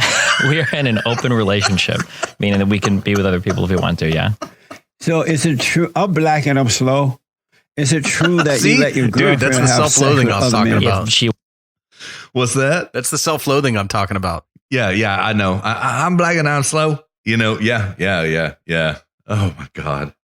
Yeah. Yeah, this is just a really funny conversation. It is. What I like here is the sense of rapport between the two of them. This is Destiny's 4th time on Jesse's show, and they have a rapport, and I like it, dude. It's comfy. It is. It is comfy. Yeah. I hate Destiny, truly, right? I'm kind of here or there on Jesse, right? But like I like their rapport. I love it. Yeah, I think it's funny. It's heartwarming. Yeah, it is. It is. They are opposite sides of the political spectrum. They really would in real life, except for this radio show, have nothing to do with each other. But on this show, they're comfy. And it's infectious. I get comfy watching it. I do. I truly do. Well, let's keep going because I think I know the part that we're trying to get to. Yeah. Here we go. Wants to, if I want to. Yeah, it depends on what's going on. Is it true that you let your girlfriend have sex with other men? You just need a yes to that? Sure. Yes. You do? Yeah. What is that like? And what does that mean? Well, it's pretty cool for me because it means I get to have sex with other girls. So she let you have sex with other girls? Yep. And do you guys do it in front of each other? Not usually, no. So not usually. When she decides that she want to have sex with another man, she says to you, don't come home tonight. I'm having sex with another guy. No, usually both of us go out, and we usually have plans at the same night. So we both go out, both come back the next day. So you say, I'm going out tonight. I'm sleeping with another girl, and I won't be home. Something like that, yeah. So what's the purpose of having a girlfriend then if you're just going to have sex with other women? What's the purpose of having a girlfriend if she's just there for sex, Jesse? Dude, I thought that was a brilliant response. Yeah.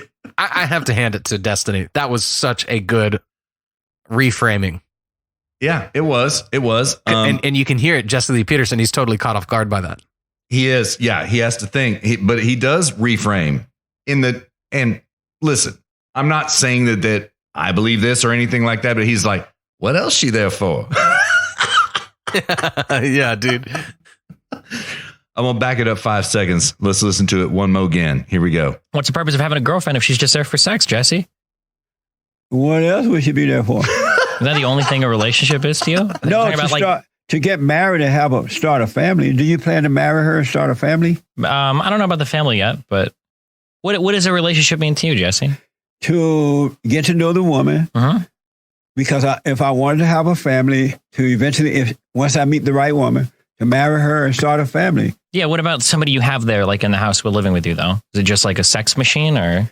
If I'm not married to her, I wouldn't have sex with her until married. Yeah, but if it's like a wife, say, right? She wouldn't be living in my house. Yeah, but if you have a wife in your house, right, she's not there just for sex, right? No, she's there to watch over my children while I'm away. She's not your friend or anything? You don't talk to her? You don't do anything with her? You don't? I mean, we hang out sometimes. Okay. But I got to ask. Yeah. So what's the purpose of having a girlfriend if you guys going to be sleeping around with other people? For all the other things you have a girlfriend for. It's nice to have a companion around. Somebody to talk to, somebody to hang out with, somebody to do stuff with. Make a phone call. Why would I want to make a phone call? Or talk to the other women that you're out there having sex with. I don't like those women as much, so I'm not dating them. Oh, so it's just for sex? Basically, yeah. And the girlfriend is for more than just sex? Yeah. So what does that feel like when you know that your woman been out with someone else having sex? Well, it usually feels pretty good because I'm usually out having sex, so. Really? Yeah.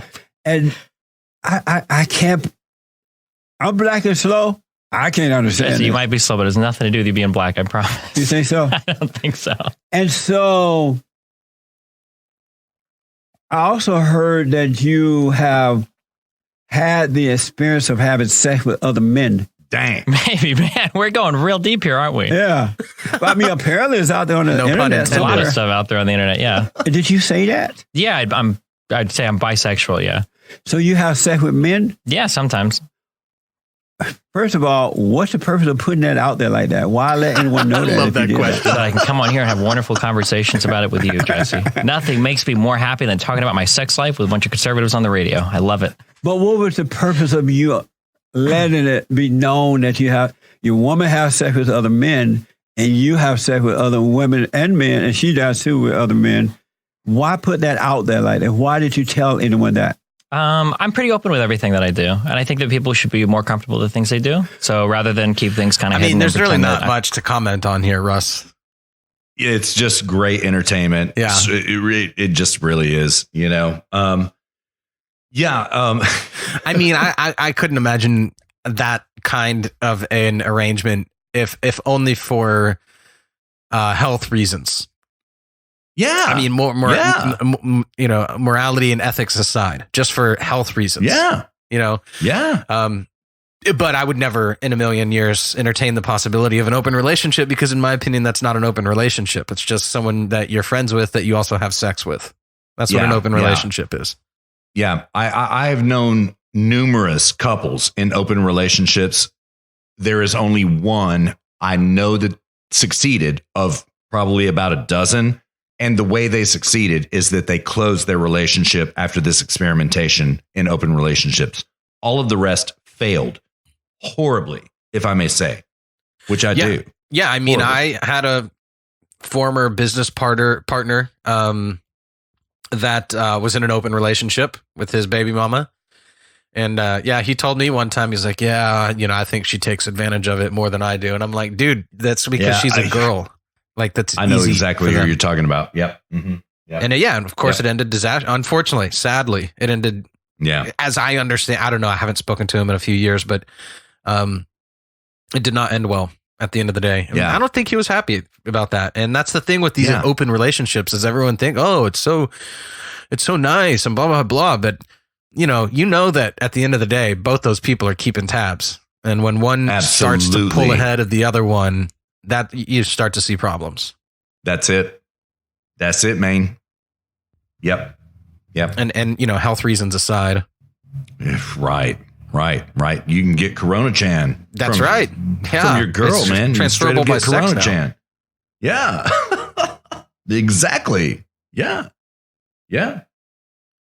Well, let's jump up. Let's see if they're onto something different, and then let's call the show. All right, sounds very good. I'm hovering around 16 minutes. But there is something that Destiny says that I really want to pick apart. I hope we get to it. 16, sound good to you? Does that sound good? Yeah. All right, coming at you. What do you mean? Not everybody can just not care what anybody in society thinks about them. Why should they care? Because other people's opinions about them impact their lives. Why? Well, because that guy might be in charge of hiring you for a job. He might be in charge of passing you for a class. He might be in charge of stopping you in a traffic stop. You think everybody can do that? Just start their own business? If they wanted to. It's a lot of businesses. 300 million businesses in the United States need to be started right now. The greatest country in the world. What do you think about the Great White Hope at this point? Trump? Oh, yes. Good. The Great White Hope. Hoping he gets impeached in the Senate. Ooh, they're not going to be able to block the witnesses. Did you hear that? It's pretty scary. Uh-oh. He ain't going nowhere. All of his old friends are flipping on him. Yeah, he is right now. Have you noticed that? And they've been trying to take him down from day one. Yeah, they have. It has not worked. Since before day one. It's never going to work. Hopefully it does. You know why, right?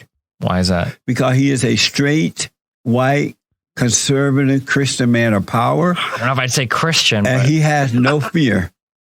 Yeah, he's pretty fearless, yeah. Are you okay with the Democrats lying about the president? I don't think the Democrats have lied about the president. Are you okay with them lying? No. At first they said Russian collusion, Russia. Now they're saying Ukraine. They're a bunch of liars. They have nothing. Are you okay with that? I guess we'll see how the Senate impeachment trial goes. Amazing. So you are okay with the Democrats lying, right? I'm okay with Democrats talking about what's been released to the press so far. What's come out in testimony about the Ukraine stuff, yeah. Are you happy with what the president has done so far? to make the country great again? A little bit. He hasn't done much, so I'm pretty happy about that. He hasn't done much. Yeah. And what are you happy about that he has done? What has he done that makes you happy? I think he did like a small prison reform thing, supposedly pretty good. But otherwise, I don't know. It doesn't seem like he's done much good. Tariffs have been disasters. Fighting over funding for the wall has been a nightmare. Wrong. I don't think that 7-country ban made us any safer. Yep. Amazing. Yeah, I don't know. So the tax cuts for the wealthy, all the deficit spending, pretty bad.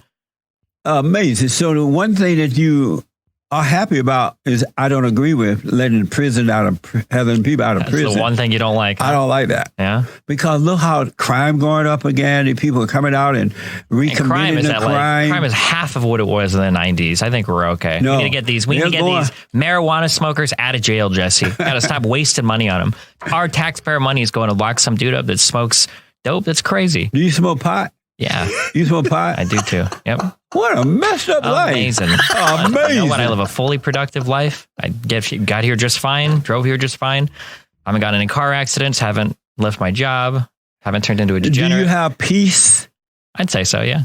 And what is peace? What is peace? I wake up every day. I feel good. I feel calm. I feel happy with myself. I'm happy to get along with my day. Amazing. What's peace to you, Jesse? Peace is, it only can come from God. And it doesn't come from the world. So it's like being in the world, but not needing the world, not of it. Okay. I'm a little Buddhist, but okay. I don't know about Buddha, but I know about God. I want to take some calls for you. All right. So they shift gears right here. Based in Red Pilled, Jesse Lee Peterson, based in Red Pilled. Okay. And what do you mean? Things like here, about Luke. Just maintaining frame, stay focused, maintain frame. Yeah. Just He's that. a frame master. Yeah, he is. Yeah. There was one part that Destiny says.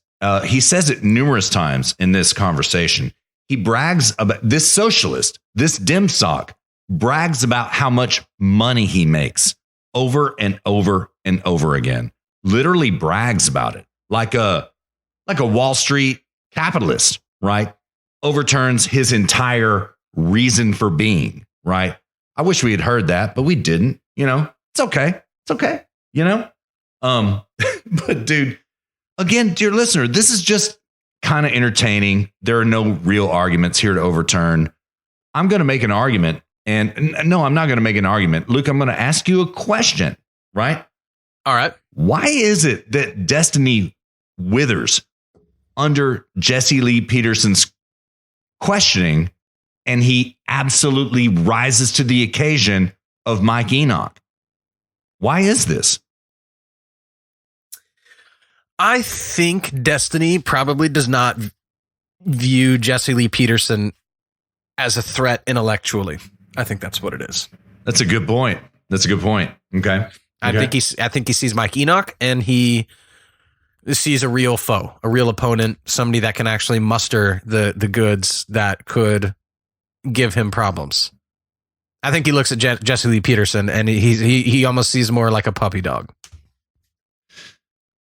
But nonetheless, he just was so demure, so deferential in all of his questioning. He bought into Jesse Lee Peterson's frame entirely. I was quite happy to. Yeah, he was. Yeah, he was. He's like, yeah, sure. Yeah, you could say that. That's the point. Yeah. That's the point. Yeah, that's the point. Yep. And he really wanted to destroy Mike Enoch's frame, and did. I think Mike Enoch won that debate. I never actually finished watching that debate. Yeah, it was. I thought it was a 5-hour debate. Yeah, and I thought it was pretty boring because, I mean, a debate tactic is to just unload a tsunami of information, and at the end, you don't even know what the hell the person just said. And Destiny was doing that in that debate.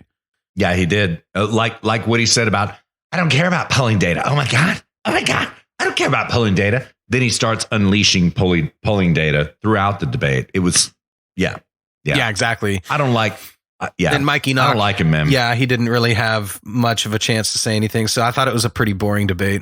And I mean, frankly, this is why I don't really enjoy listening to Jordan Peterson, because he's the same way. He just goes on and on and on and on.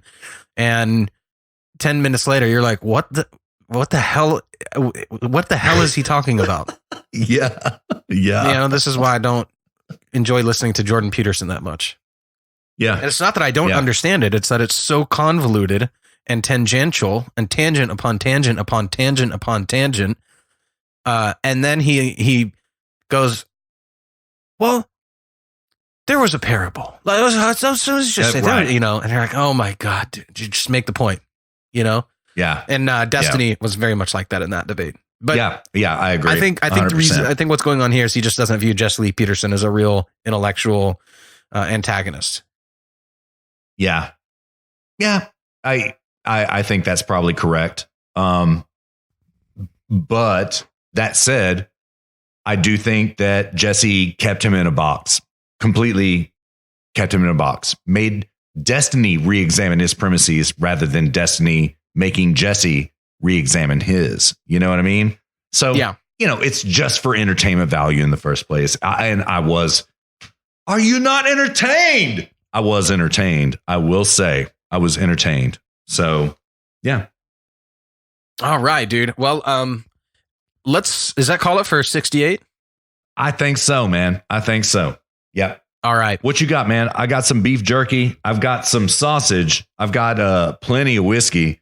I've got some beer, some Dallas Blonde beer. What you got, man? As always, dude, I got my delicious salami.